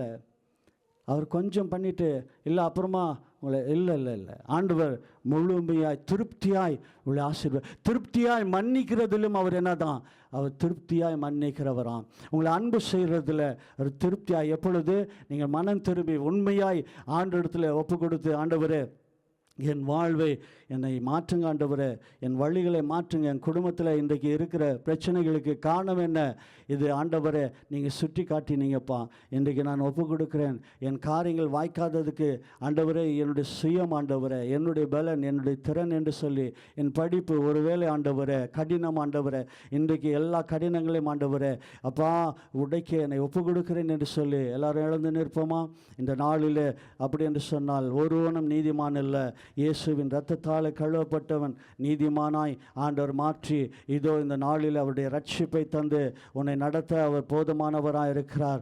அந்த இடத்துல நாங்கள் பார்த்தோம், இதோ அந்த கள்ளன் கையில் அகப்பட்ட அந்த அடிபட்டு இருந்தவனை, இதோ அந்த இடத்துல ஆண்டவருடைய காரியங்களை நாங்கள் பார்த்தோம். அன்பானவர்களே, அந்த 3 பேரில் அவனுக்கு இரக்கம் செய்தவனே, அவனுக்கு உதவி செய்தவனே, அவனுக்கு இதோ பரிதபித்தவனே ஆண்டவர் ஏற்றது, ஆண்டவருக்கு ஏற்றவன் என்று சொல்லி, இன்றைக்கு நீங்கள் ஆண்டவருடைய பிள்ளைகளாய் ஆண்டவரை அன்பு கூறுகிறோம் என்று சொல்லியும் நாங்கள் இன்னுமாய் ஆண்டவருக்கு ஏற்றதை நாங்கள் செய்யாமல், குடும்பத்திலும் எங்களுடைய தனிப்பட்ட வாழ்க்கையிலும் நாங்கள் இப்படியாய் கேட்டு நாங்கள் அப்படியாய் போவோம் என்று சொன்னால், தயவு செய்தான்மான சகோதரிகளே, இது எங்கள் வாழ்க்கையில் அந்த முழுமையாக ஆண்டவர் தெளிவாக சொல்லிட்டார், நான் உங்களை நன்மையினால் திருப்தியாக்குவேன், முழுமையாய் உங்களை ஆசீர்வதிப்பேன் என்று. எல்லாரும் ஒப்பு கொடுப்போமா? ஜெபம் பண்ணுவோமா? கண்களை மூடுவோம். சிறு பிள்ளைகள் கூட தயவு செய்து நீங்கள் கண்களை மூடி எசப்பான்னு சொல்லுங்கள், ஆண்டவரே எங்கள் குடும்பத்தை நாங்கள் ஒப்பு கொடுக்குறோம், எங்கள் ஒவ்வொருவரையும் ஒப்பு கொடுக்குறோம் என்று சொல்லி எல்லாரும் இந்த வேளையில் நாங்கள் அர்ப்பணிப்போமா? ஆண்டவரத்தில் ஒப்பு கொடுப்போம். இயேசு ராஜா, இந்த நாளிலப்பா எங்கள் மத்தியில் ஆண்டவரை கடந்து வந்து ஆண்டவரை ஒவ்வொருவரையும் நீர் நிறைவாய் நீர் ஆசீர்வதிங்கப்பா என்று சொல்லி எல்லாரும் ஆண்டவர் வரும் பொழுது, உங்கள் வாழ்க்கையில் நிறைவானவர் வரும் பொழுது குறையெல்லாம் அகன்று போகும். நான் பார்த்தேன் காலையில் அந்த வசனங்களை இந்த வாலிப பிள்ளைகள் மத்தியில். அப்படி என்று சொன்னால் எங்களை குறைகள் எல்லாவற்றையும் போக்குகிறவர் எங்கள் ஆண்டவர் நிறைவு வந்தால் போதும். இது இந்த நாளில் நீ முயற்சி பண்ண வேண்டாம், உன் பாவத்தை உன்னால் விட முடியாது, ஆனால் ஆண்டவர் உனக்கு உதவி செய்வார். எப்பொழுது நீ அதை ஒப்பு கொடுக்கும் பொழுது, இன்றைக்கு இப்பொழுது செய்வார்.